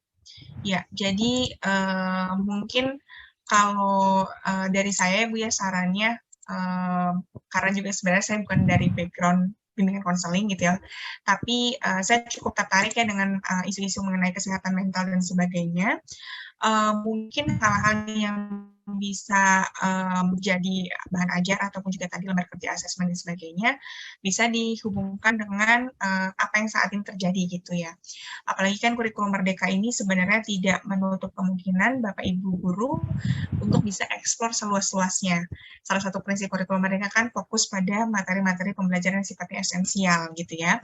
Nah, mungkin tren atau fenomena yang saat ini tengah berlangsung adalah salah satunya adalah burnout gitu ya, yang terjadi di kalangan siswa, di mana mungkin mereka bosan untuk pembelajaran itu sifatnya selalu online gitu ya. Nah, ini bisa misalnya dikasih apa ya, panduan ataupun juga cara-cara agar mereka bisa bahasa karena itu coping with gitu ya, ataupun bisa mereka juga bisa mengenali emosi mereka gitu ketika terjadi tadi burnout ataupun hal-hal yang mendistraksi pikiran mereka. Nah, selain itu juga mungkin bisa kayak mengenalkan misalnya apa saja sih penyebab mungkin kesulitan belajar gitu yang terjadi, atau misalnya yang saat ini juga lagi lumayan banyak dibahas kan juga tes minat dan bakat gitu ya, ataupun juga tes skolastik gitu. Nah, padahal kan ibaratnya kalau ngomongin secara holistik gitu ya, hal ini juga sebenarnya bisa dipersiapkan dari jenjang SMA gitu, ketika misalnya mereka mau persiapan untuk jenjang universitas. Jadi sedari awal mungkin dari guru BK ini sebenarnya memegang peranan penting gitu untuk bisa memetakan minat dan bakat siswa. Apalagi sekarang untuk masuk di jenjang perguruan tinggi itu kan lebih juga banyak melihat nih dari tidak hanya dari sisi raport, tapi minatnya siswa tuh kayak gimana. Nah, ini yang bisa digali. Salah satunya mungkin tips and trick biar nggak salah jurusan. Gimana ya cara mengenali minat dan bakatnya? Gimana ya cara untuk mengenali saya tuh strong point-nya tuh di mana? Atau misalnya gimana agar siswa tersebut juga nanti bisa punya life goals-nya mereka setelah lulus SMA misalnya. Jadi kayak bisa dihubungkan dengan relevansi yang dibutuhkan sekarang. Nah, kalau misalnya ternyata ada butuh pendampingan khusus, misalnya mereka itu mengalami kesulitan ya, dalam artian misalnya ada kendala perundungan, bully, atau apapun itu, misalnya bisa dikasih kayak tipsnya atau gimana biar mereka itu nggak jadi misalnya rendah diri ataupun juga misalnya menjadi tidak punya motivasi dan sebagainya. Mungkin itu juga bisa masuk di situ sih Bu Rizka gitu. Jadi hal-hal yang bisa jadi justru mungkin memetakan minat bakatnya gitu. Apalagi tadi multidisiplin ya gitu ya. Misalnya Bu Rizka bisa bekerja sama dengan rekan guru yang lain, ngelihat nih misalnya bikin instrumen asesmennya, gimana dari BK-nya yang bagian asesmen awalnya, terus nanti bisa dipakai oleh guru-guru yang lain. Jadi tetap sebenarnya bisa gitu ya, cuma harus memang kerja bareng dengan rekan-rekan guru yang lain gitu. Dari saya seperti itu, Bu Rizka. Ya, terima kasih. Sama-sama, Ibu. Oke, baik. Terima kasih banyak kepada Ibu Rizka atas pertanyaannya, serta Kak Desta atas pemaparan jawabannya. Selanjutnya kita bisa masuk ke pertanyaan ketiga, yakni datang dari Ibu Emilia Ulfa. Halo, Assalamualaikum Ibu Emilia. Apakah suara saya bisa terdengar? Waalaikumsalam, Bu. Oke, baik. Dipersilahkan kepada Ibu Emilia untuk bisa memperkenalkan dirinya dengan menyebutkan nama, asal daerah, kemudian pertanyaannya. Dipersilahkan. Oke, selamat malam Ibu. Perkenalkan, nama saya Emilia Ulfa dari Kecamatan Candipuro, Kabupaten Lampung Selatan. Salam kenal Ibu. Izin bertanya Ibu, ya mohon maaf saya bergabung di tengah-tengah diskusi. Jadi dari awal belum nyimak sama sekali, cuma memang kendala saya pribadi, mungkin memang kebanyakan tenaga pendidik yang memang sedang berkontribusi dengan keadaan pasca pandemi, yang tadinya kita memang KBM secara tatap muka full, kemudian secara dipaksa untuk daring, banyak problem atau masalah-masalah yang dihadapi oleh tenaga pendidik. Jujur saja saya sendiri merasakan dampaknya sendiri. Dalam bagian terutama untuk masalah penyediaan PPT, kemudian penyediaan video edukasi untuk anak-anak. Di sini saya memegang peranan untuk guru SMP, yang notabene-nya di sini basicnya pesantren, Bu. Jadi agak susah. Jadi kayak penerapan metode di kurikulum Merdeka ini kan dikhususkan untuk anak-anak itu untuk belajar kritis. Mereka harus mencari metode pendidikannya sendiri, kemudian mereka harus mencari materinya sendiri. Jadi saya kadang merasa keterbatasan fasilitas, Bu. Jadi kira-kira metode apa yang harus saya terapkan untuk sekolah saya terutama yang basicnya memang pesantren. Kira-kira seperti itu, Bu. Mohon jawabannya dan solusinya. Oke.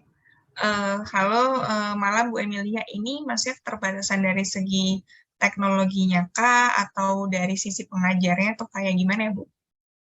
Dua-duanya, Bu. Kadang kita bingung. Berarti kesulitan untuk tadi memproduksi bahan ajarnya gitu ya, atau seperti apa? Oke. Ya, mungkin kalau dari saya sih salah satu hal yang bisa kita manfaatkan gitu ya sebenarnya platform-platform pembelajaran yang saat ini ada gitu ya. Saya tidak bermaksud promosi gitu ya, tapi ya salah satu tempat saya bekerja saat ini juga gitu ya, dan juga mungkin beberapa platform lain gitu yang disediakan oleh Kemendikbud gitu. Jadi memang kami sebagai mungkin pihak eksternal gitu ya, bukan dari gurunya langsung itu berusaha untuk mempermudah rekan-rekan guru dengan menciptakan bahan ajar yang tadi siap guna. Dan kemarin juga pengalaman saya ketika mengikuti pelatihan mitra dengan Kemendikbud gitu ya. Jadi kami nantinya juga akan berusaha untuk membuat bahan ajar yang memang bisa dipakai oleh tenaga-tenaga pendidik gitu ya, seperti Bu Amelia dan Bapak Ibu guru yang lain, agar bisa fokus ke pembelajaran gitu. Jadi ibaratnya kita semua dengan semangat berkolaborasi bisa memaksimalkan itu. Nah, yang coba tadi juga saya sampaikan, seperti PPT dan juga video, ada banyak sekali sebenarnya saat ini mungkin platform berbagi gitu ya, salah satunya mungkin dari Diklat Online ini, ataupun juga platform lain, di mana ketika berkumpul gitu ya, jadi misalnya ada tindak lanjut yang misalnya saling sharing antara rekan-rekan guru SMP gitu ya, misalnya atau rekan-rekan guru SMA. Jadi kesulitan misalnya dialami oleh Bu Emilia itu, siapa tahu ada rekan guru yang lain sudah membuat materi yang sama kayak gitu. Jadi bisa sharing gitu, transfer knowledge lah bahasanya gitu kan ya. Jadi tapi memang harus ada kesepakatan tadi dua belah pihak. Boleh nggak ya saya pinjam materinya untuk bisa saya duplikasi gitu, atau saya contoh gitu untuk materi saya. Karena memang kalau dipikirkan semua oleh Bu Emilia, pusing sih Bu gitu. Jadi itu yang coba mungkin semangat berbagi itu yang coba kita sampaikan gitu. Dan saya rasa dengan cara seperti ini gitu ya, kita bisa sama-sama tahu, misalnya tadi Bu Emilia bilang, oh saya dari guru SMP. Mungkin dari sini ada yang kemudian jawab, Bu saya juga guru SMP loh, oh saya juga ada kesulitan ini dan sebagainya.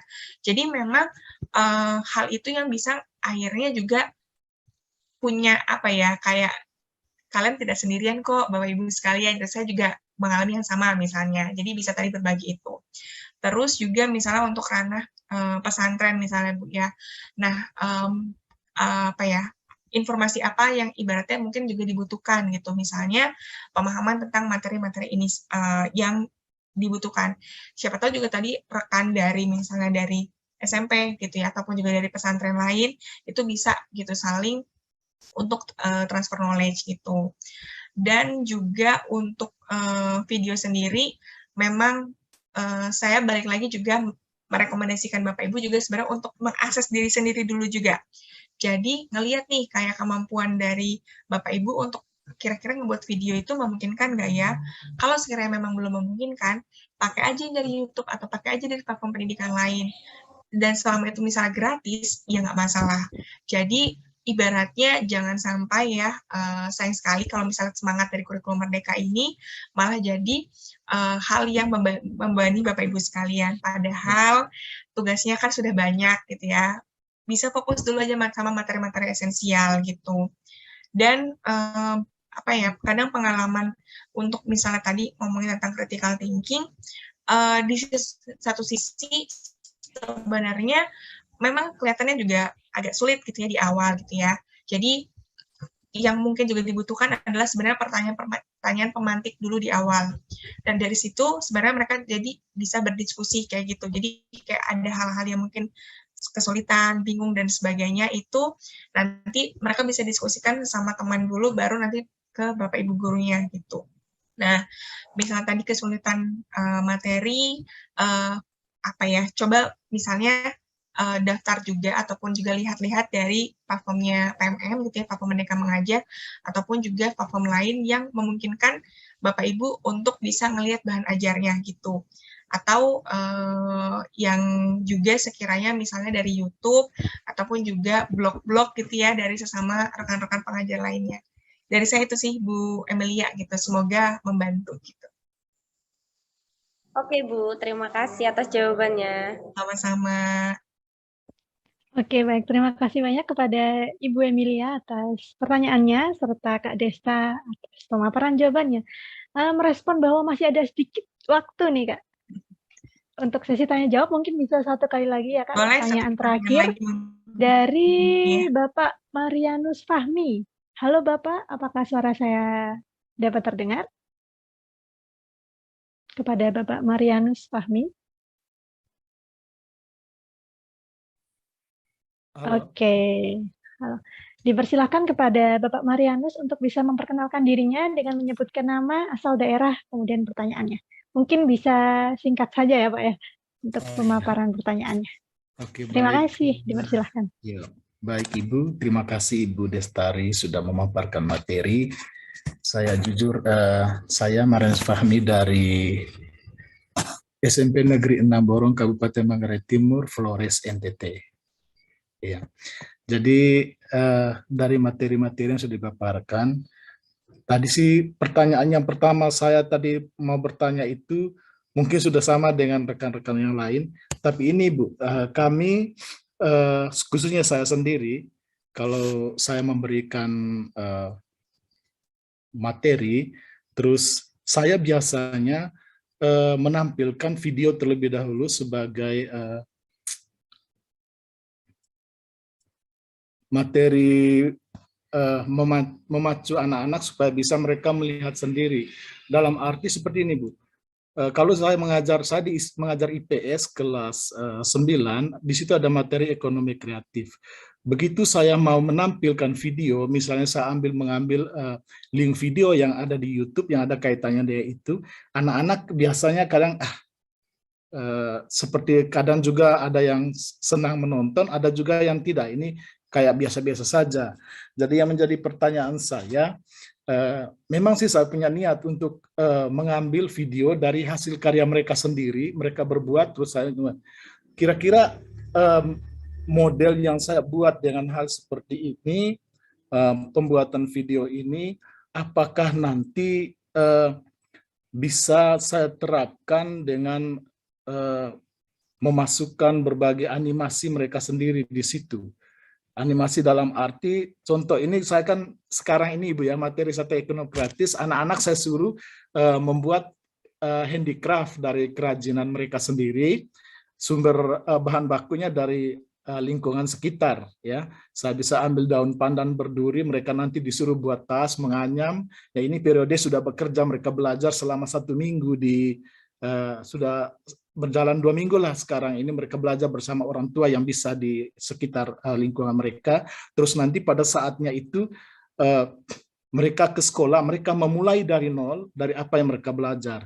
Nah, begitu saya awalnya menampilkan video hasil kerajinan tangan dari daun pandan berduri itu, mereka bilang, biasa saja.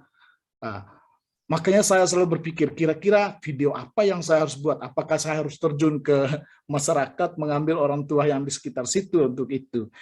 Jadi pertanyaan saya, Ibu, saya memang kalau membuat video seperti itu, jujur saya belum mahir untuk mengedit video.